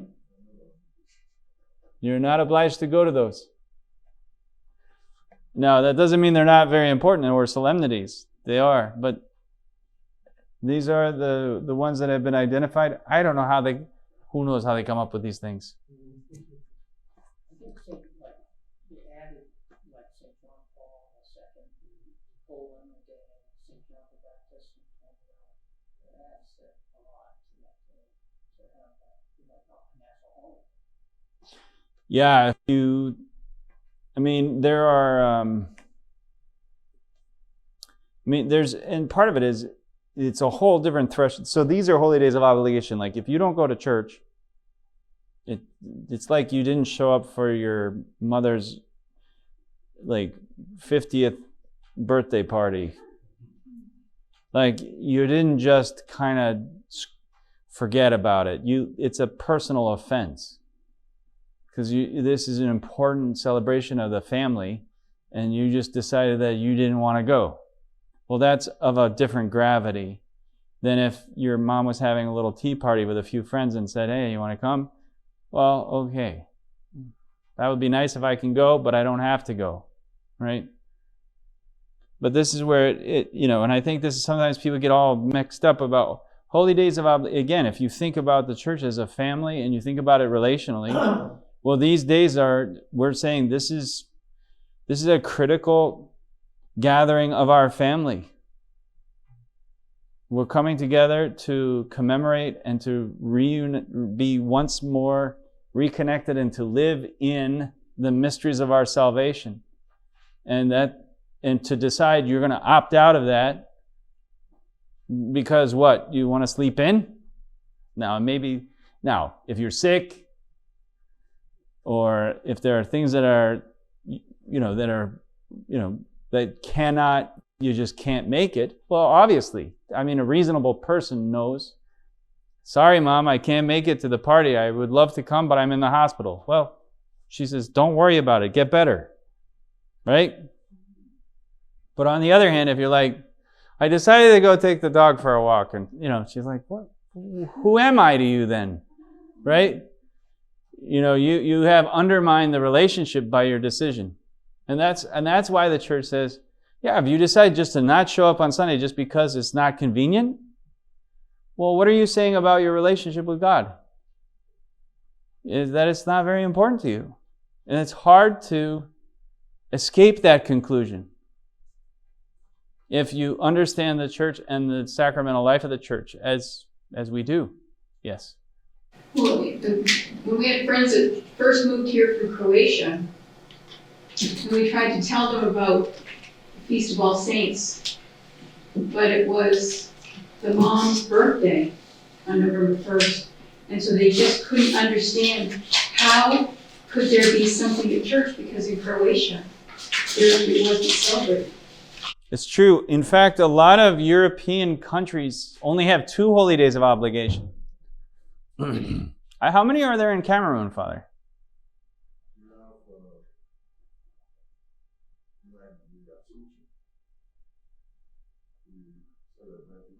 Yeah. Do you have Corpus Christi? It's transferred to Sunday. Mary, Mother of God, you have. What about the Immaculate Conception? But you don't do Saints Peter or Paul or Saint Joseph? Yeah. Same. You transfer that to Sunday. So you can see in different parts of the world, it's a little different, depending. Then we have Ascension and Assumption as public days in the country. So. Oh, interesting. It's a public holiday. The problem is that the first president asked each of the denominations to choose days that there will be a public day for them. So the bishops were very sure. They allowed the Baptists and the Presbyterian to go ahead and choose. So they were choosing Easter and others, which they don't keep Ascension, they don't keep... That's right. So let them choose Christmas and the other... Then they can't claim and choose... We would like... That's awesome. That is how it becomes when you have Assumption and Ascension and public day for the whole country. That's nice. It would be, in Italy... We're not used to it here, but in Italy, a lot of the... nobody works on the Feast of the Immaculate Conception. or St. All these days, holy days of obligation in Rome, there's no work. The banks aren't open. It's a holiday. So, but here, we're not used to. We don't live in a Catholic country. The Ramadan in Cameroon is also a public. Oh yeah. Yes. What can we do to tell our friends who have immigrated from elsewhere? I mean, it's not, I can't tell them that they're committing mortal sin for not attending, but what can I do? Can I pull out the catechism and? Well, you're not, we don't, as far as mortal sin, we don't know, because again, remember the criteria for mortal sin? So, however, they're not living in Croatia anymore. Their bishop is not the Bishop of Croatia. Their bishop is Robert P. Dealey. And Robert Dealey, as the local ordinary, has the obligation and responsibility to determine what are the most important feasts for our Catholic community. They come now and they wave to us. Yeah, and I think some of this is not, part of this is to understand, this is why I try and relate it in relational terms. People understand these things when you start talking about, it's like, is it an obligation to go, my grandmother is turning 100 this summer. Is it an obligation for me to go to the party? Well, not strictly speaking. Is it an obligation for me to call my mother on Mother's Day? Not strictly speaking, right? But on the other hand, would I be a bit of a jerk if I didn't call my mother on Mother's Day? Yeah. And what would that say about the relationship that I had with her? So the reason the church, when you have children, sometimes you tell them they have to do things that are good for them. Do they have to do it? If your child doesn't brush their teeth on a given night, are their teeth going to fall out? No. But you tell your kid, you have to brush your teeth every night. Why? Because you love your kid. And you know that brushing their teeth every night is going to be good for them. So the church has sometimes, and our bishops, like shepherds, they have this responsibility to say, these are going to be the things that are good for you spiritually. You need to go to church every week. That's hard to have a relationship with Jesus Christ and not go to church every week. You need to go to confession every year. It's hard to have a relationship with Jesus Christ and not clear your conscience every year. You need to go to these solemnities. It's hard. How are you going to live a vital Catholic life if you're not doing these things? And look, let's not kid ourselves. Look at the evidence. The people who don't go to church every week, who don't listen to the bishops, do they have a vital spiritual life? Do they have a vital relationship with Jesus Christ? A lot of the time, no. Now, which comes first, the chicken or the egg? Did they leave when they had, But the part of this is the bishops are saying, no, this is what helps us to live a Catholic faith together. You can't be naive and think that you're going to be close to Jesus and you're never going to hear the word, you're never going to receive the sacraments, you're never going to be united with your brothers and sisters in faith. Let's not be naive about this, right? That's a naive approach. So I think part of it is not, we see this sometimes though, as they're telling me I have to do this. We get kind of American. Right? Well, I'm an American, I have my rights. And it's like, well, okay, yeah, I mean, strictly speaking, is there a Vatican police car that's going to show up and arrest you if you don't go to Mass on Sunday? No. Let's not kid ourselves. Like nobody's holding you at gunpoint to go to church. You are free to do whatever you want. But the church is just saying, look, you got to do this if you want to stay on the right path. You got to do this. Now you still have to do it. You have to make the decision to do it. But it's kind of like, I always compare it to if you have an obligation to put a parachute on before you jump out of an airplane. Well, okay. I am tired of being oppressed by these rules. And am I free to decide to put the parachute on or not? Yeah, I got to put it on. I got to keep it. It's still my choice. But, nobody is telling you these are not things because the church, it's not that the church needs people in the pews. It's not that God needs people in the pews. It's that we need to be in the pews. Because we need God and we need the church. Whether we know it or not sometimes. So, that's the message though look at what Mass attendance is now. We're right at what, 15%? Between 10 and 15% of Catholics are going to Mass on Sunday. So something's not, but I think a lot of this was just because we're like, it's a holy day of obligation, right? Well, why is it an obligation? Nobody asked that question. It's like, well, it's an obligation because this is your family.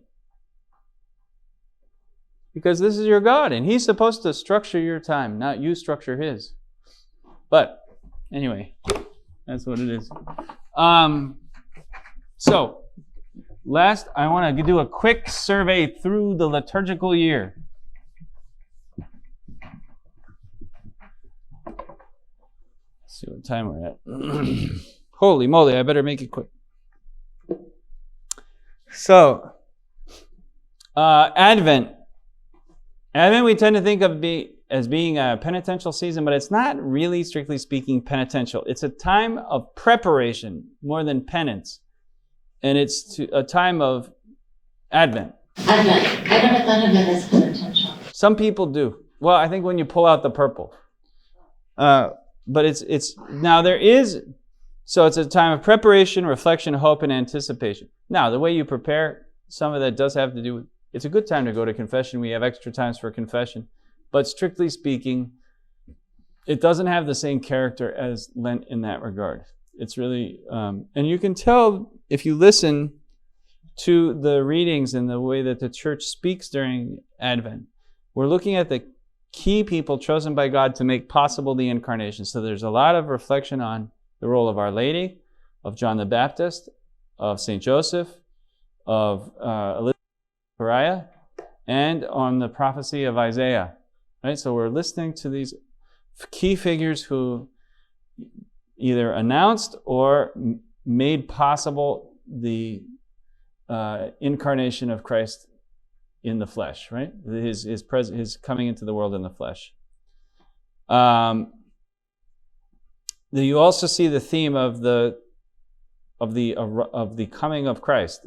So it's not just His coming historically in the past, but His coming today, now.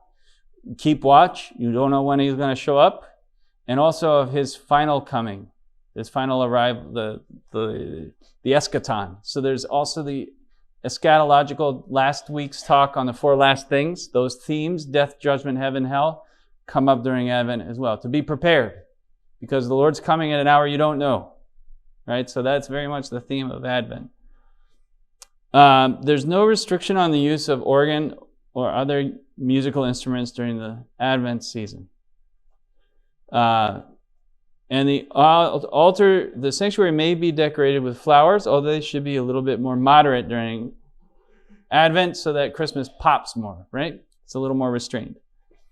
Violet vestments. You can, if you have one, use a rose vestment on Gaudete Sunday, right? The 3rd Sunday of Advent. The Advent wreath, believe it or not, is optional, and it's not to be in the sanctuary. It's not to replace the altar candles. It should not have a 5th candle in the middle. It should have 4. Sometimes you see the Protestant ones, they put a white one in the middle, but that's not our tradition at all. There's no official rite for lighting the candles. You can see, sometimes we'll have a kid come up and light it or whatnot, but that's not in the books anywhere. We're just doing it. There is a blessing for the Advent wreath at the beginning of Advent that we can use, but it's optional. And in fact, we don't even need to use an Advent wreath. It's not part of what is required. It's an option. When I was in the seminary, the liturgist there was like, Advent wreaths. You put it like in the entryway somewhere. Like we were all like, come on, get over it. We like the Advent wreath. But so the Feast of the Immaculate Conception always falls in Advent, and there can be a novena that leads up to it that can be integrated. It obviously makes a lot of sense for that solemnity to fall within Advent. Also, December 17th marks a change in the Advent season. It's the last 8 days, the final 8 days leading up to Christmas. That's when in our tradition we have the O antiphons that are special, really antiphons of longing and praise of our Lord that are prayed during Vespers.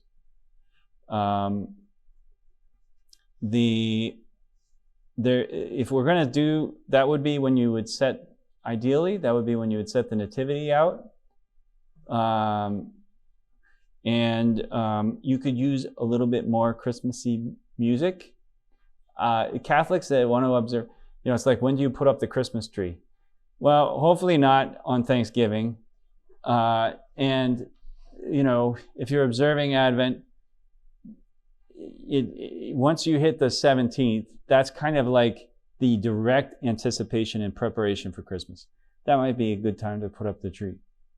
But earlier, Advent is more really in that realm of reflection on the imminent coming of the Lord.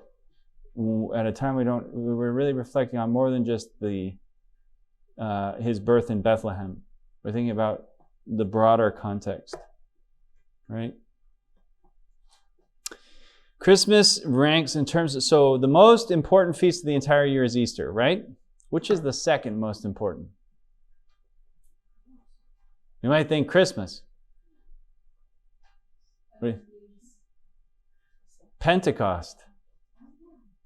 Pentecost is the second most important feast after Easter. Then the third is Christmas. So Christmas is third. There are 4 masses given for Christmas.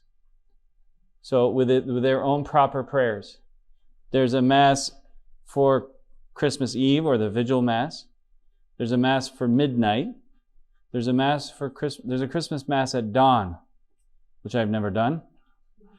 And then there's a mass for Christmas Day.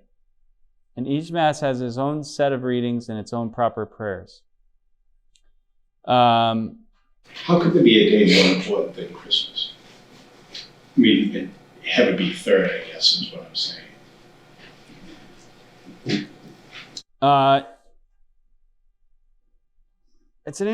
don't know exactly, but Easter has always been, from the very beginning, was the first day of the year that we marked annually. I think in some ways because, it's hard for me we would get into some theological discussion about which mysteries which moments of Christ's life were more critical. But if you think about it, Christ's entrance into time it's not like he was somehow created in that moment, right? Christ has existed for all eternity. So the Word became flesh at Christmas, but it's not like he became the Word at Christmas. The Word became flesh. He entered into time and space at Christmas. But the reason he entered into time and space was to conquer death. I told my wife you had an answer for everything, and you just proved it yet again. Great response, then. So I think the church has always seen Easter as being the most critical thing. And Pentecost, the gift of the Holy Spirit, is really the invitation and sharing of that new life, of that conquering of sin and death in the church. So it's the universalizing of Easter into the church, making that the life of Christ in the Holy Spirit becomes our life. So I think Christmas is really almost, in a sense, while it's primary in terms of time, It's secondary in terms of importance because it's actually always in view of Easter. Like Christ came to die and rise. That's why he was born. You even see he was laid in the crib, right? I don't know if we talked about it. He's laid in the crib, which is where you put things you're going to eat. I always explain that if he didn't rise, they would not know that he was the Son of God. We'd never know that he was born. No, because all of us died. Every human being died at the end. Yeah. They will not know. He'd be like every other Yeah, so it is poor the resurrection. That's carpenter in Bethlehem. Yes. So at least there's an attempt at a theory. The interesting, and there are a couple of things that I was reading through this again. I'm like, we should do that. So there's a Christmas proclamation. The proclamation of the birth of Christ. We've done that here, where it can be sung or spoken. And it's like, on the third day of whatever, in the reign of Tiberius Caesar, on this, you're like, oh my goodness. But again, what is it doing? It's saying this was not just a nice little story we made up. Here we're triangulating all the reference points to say this is what happened. This is a real thing that happened. God actually really was born on this day in this place. It's not a myth. This is what happened. And the other thing, so when you set up the nativity, you're supposed to not put Jesus in the nativity. I kind of made a faux pas this past year because we took and put purple cloths over the thing. Bridget, our organist, was like, what are you doing? She was like, this isn't Lent. Which is kind of right. We should have just left the nativity figures out after the 17th and not put Jesus in the nativity. Then there's a tradition of the first Christmas Mass, so it'd be Christmas Eve. The celebrant actually would carry the baby Jesus and then bring him and put him into I don't know if you've probably seen that at a Mass, put him in the nativity and incense the nativity. So that's a tradition that is part of you see that in many places. I was like, I should have done that. The Christmas octave, so the Feast of Christmas, or the season of Christmas, includes, unlike Easter, it includes some significant feasts that are part of the Christmas season. So you have the Feast of St. Stephen on the 26th, John the Evangelist, the 27th, Holy Innocents on the 28th, and then the Holy Family is celebrated on the first Sunday after Christmas, or on December 30th if Christmas falls on a Sunday. Then, so Christmas kind of gets unpacked through some of these feasts. The Holy Family, then you have Mary Mother of God on January 1st. Epiphany in our diocese is the first Sunday after January 1st. And then the Christmas season ends with the Baptism of the Lord, which is the Sunday after. It's Baptism of the Lord is the Sunday after the Holy Family? Or is it it's the Sunday after the Epiphany. I think it's the Sunday after the Epiphany. It was a little funky this year. One of the interesting things too is that there's a tradition. I haven't seen this before, but I was reading in the thing. The proclamation of the dates of Easter and the movable feasts on Epiphany. That you would say, okay, listen up. Here's when all the holy days of obligation are this year, and it would actually be sung as a solemn proclamation after the homily, after the gospel rather. So then ordinary time begins after the Feast of the Baptism of the Lord. There are a couple interesting little feasts after that. It's kind of almost it's like a Christmas kind of keeps. Now, historically, I'm giving you the present. Historically, it wasn't always this. If you were to look before the Second Vatican Council, it was a very different schedule, calendar. And we could get into all of that. Some of it was a real decision. A lot of the feasts, so just if you looked at the liturgical calendar, let's see if I can pull that up real quick. What they were working to do is to simplify some of that. They felt really had gotten kind of diluted. If you were to look, particularly the feast days, you can imagine, the popes decide, oh, I like this saint, I like that saint, I like that saint. Well, you get a few popes in a row, and next thing you know, now it was classified a little different in terms of feasts were classed as doubles and class 1, class 2 doubles, greater double, and semi-double. Anyway, there were different classifications of feast days. But for example, Pius V in 1568, you had a total of 149 feast days throughout the year. By 1882, there were 275. By 1907, 280. And so what you started to have was you had so many feasts and so many octaves and so much that the liturgical seasons, the larger liturgical seasons like Easter, Advent, Christmas, all of the actual kind of bigger, broader seasons had been obscured. That was the concern by the bishops, so that they've been obscured by all of these kind of less central pieces. And they wanted the central mysteries of the life of Christ and of Our Lady to really be able to have the prominence that they needed to have. And so they significantly curtailed the number of feasts. It actually started in 1955. In 55, there was a reduction. So there was already, even before the council, there were reductions that were happening. There was a reform, so the number of octaves, it was reduced from, I think there were a lot. It was reduced to 3. From formerly there were 18 octaves in the universal calendar. By that I mean, an 8-day celebration following a feast. So you think about how that impacts the way that you're thinking of things. So we went from 18 octaves to 3, the octaves of Easter, Pentecost, and Christmas. The 69 reform went from 3 to 2, the Easter and Christmas. Although there's talk of bringing back the octave of Pentecost, which makes some sense.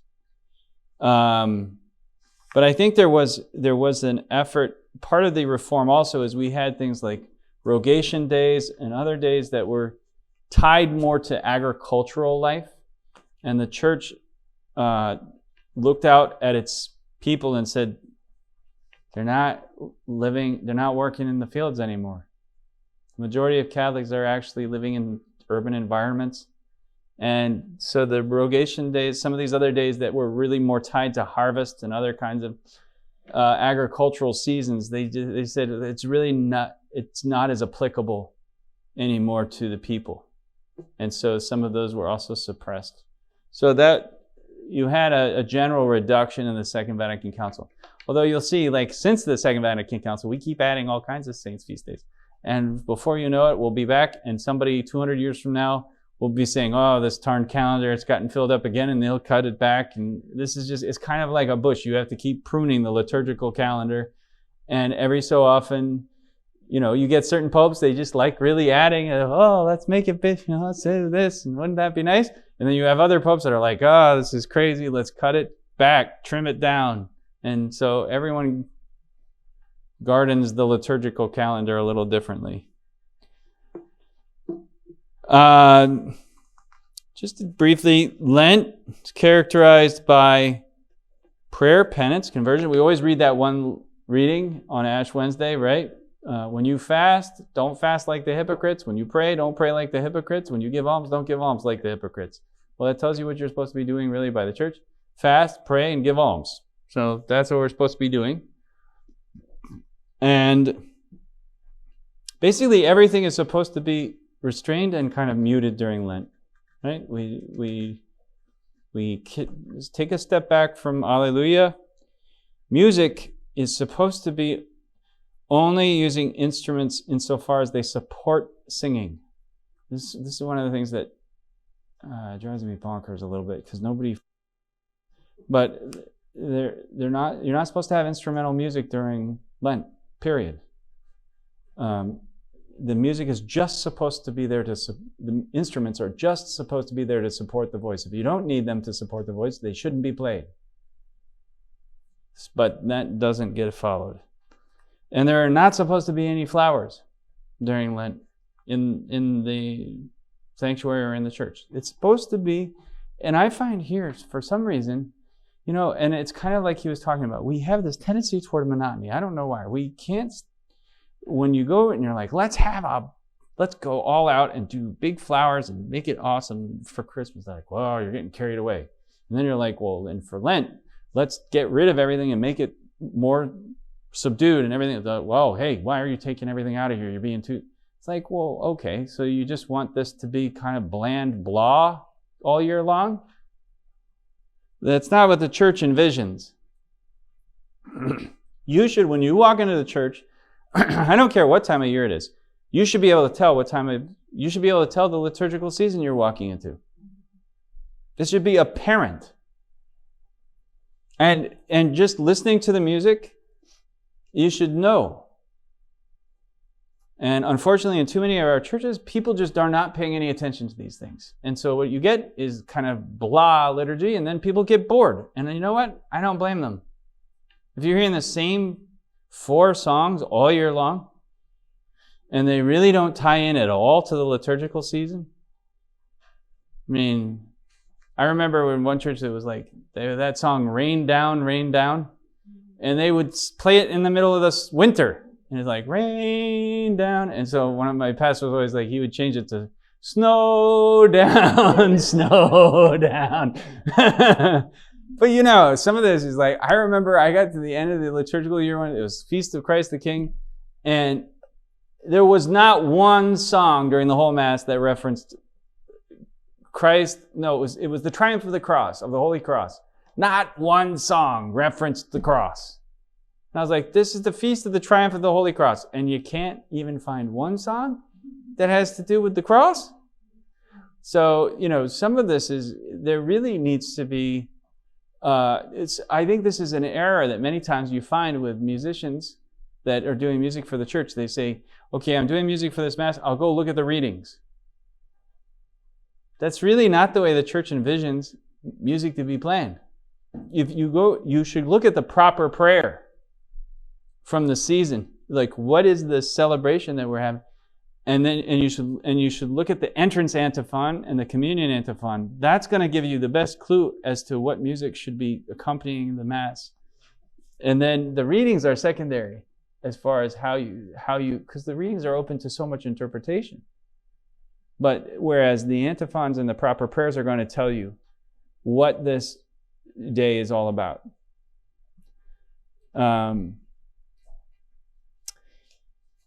So we have after that, February 2nd, presentation of the Lord, right, is Candlemas.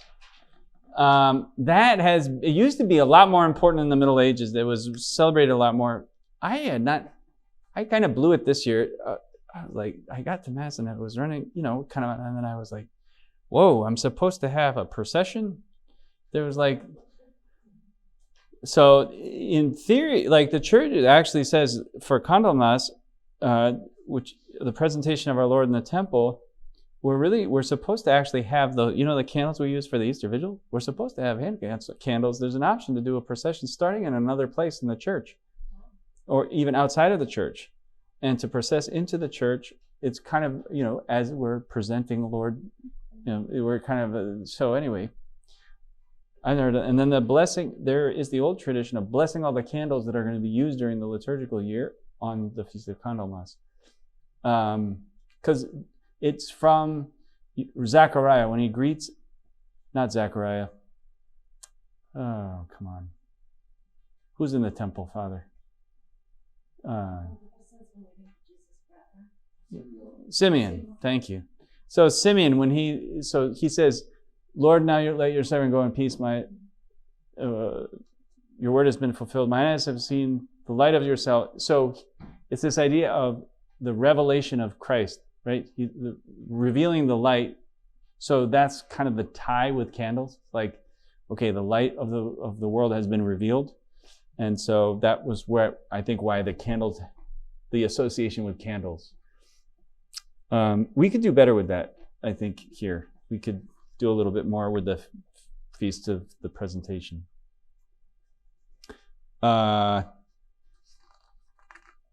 Okay, with Lent, I already went over those things.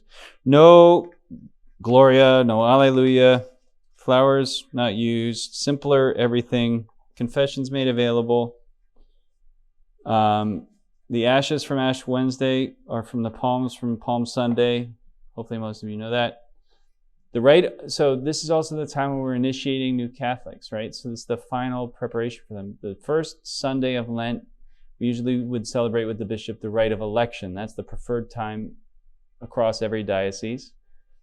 And then the third, fourth, and fifth Sundays, in the places where you have people preparing to receive the sacraments of initiation, where you have catechumens, you would celebrate the scrutinies with them during the Mass. And for those Masses, you use the readings from year A. So you don't stay on the 3-year cycle, you only use the A readings, which are passages from John's Gospel that are particularly poignant in terms of Christ's ability to heal people and bring them to conversion. If you're not, this is where it's kind of tricky for a priest sometimes, because if we have 3 or 4 Masses on a weekend, one of them we have a scrutiny, the other 2 you don't. Like this year, we were on year B. So year B readings, but then if you have the scrutiny, you're using year A readings. So now you got to do 2 homilies for the same Sunday. So it can be a lot of work. The fourth Sunday of Lent is also a lightning kind of like Gaudete in Advent, Laetare Sunday in Lent. And the fifth Sunday begins, again, kind of like how Advent has that last 8 days kind of leading up to that are more immediate preparation. After the fifth Sunday, we begin what we call Passiontide. That's when you would veil, which is still an option, though it's not required in our dioceses. You would veil statues and crosses, would be starting on the fifth Sunday of Lent. And they stay veiled, crosses stay veiled until after Good Friday, and everything else stays veiled until right before the Easter Vigil.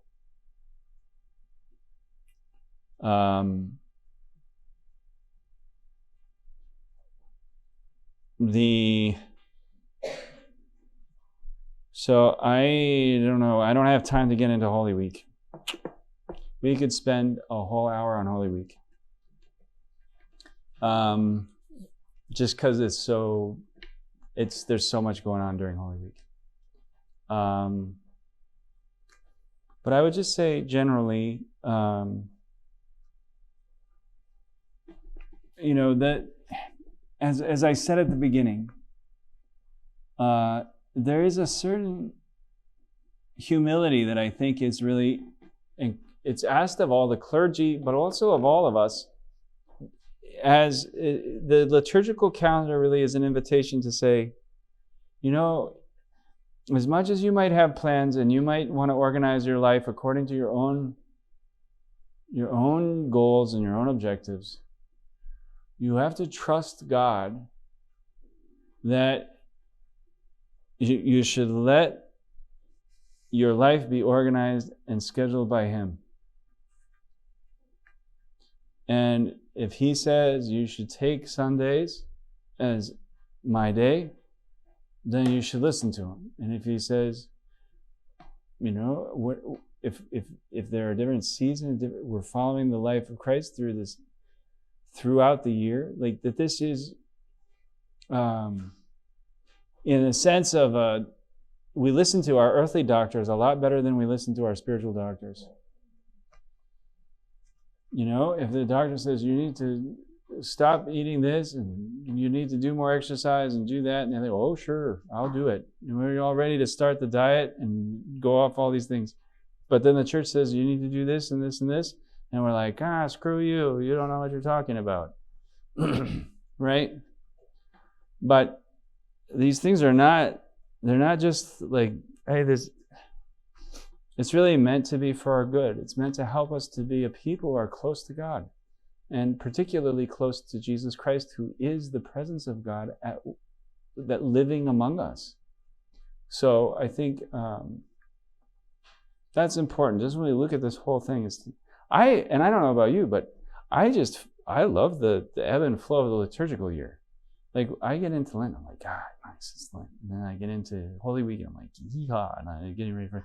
Then it's getting Christmas time, the Advent. These things every year is like, it's fun. It makes, you really can enter into these different seasons and mysteries and reflect on things differently, and it's never boring. It's never boring. And not only is it never boring, but you're never doing it alone. It's like you're looking at this and you're like, oh yeah, the Pope was just preaching about this, and this person over here was, they're doing this out and where God knows where, because we're all kind of going through these common seasons of Christ's life and saving work among us. We're going through it all together. So it brings us together in these things.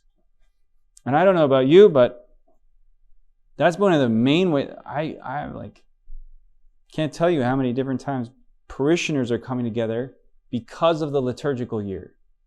We got to decorate for Christmas. We got to have the Lenten Stations of the Cross. We got to do this. We got to do that. If we didn't have the liturgical year, we wouldn't have half the excuses that we have to do things together that celebrate our faith and that, give us this common sense of being united by Christ and by his life. So the liturgical year, it's a beautiful gift. I hope that at least comes through in this. It's a beautiful gift that we've received in the church. And I think I hope that it's something that you find as engaging and enjoyable to live as I do.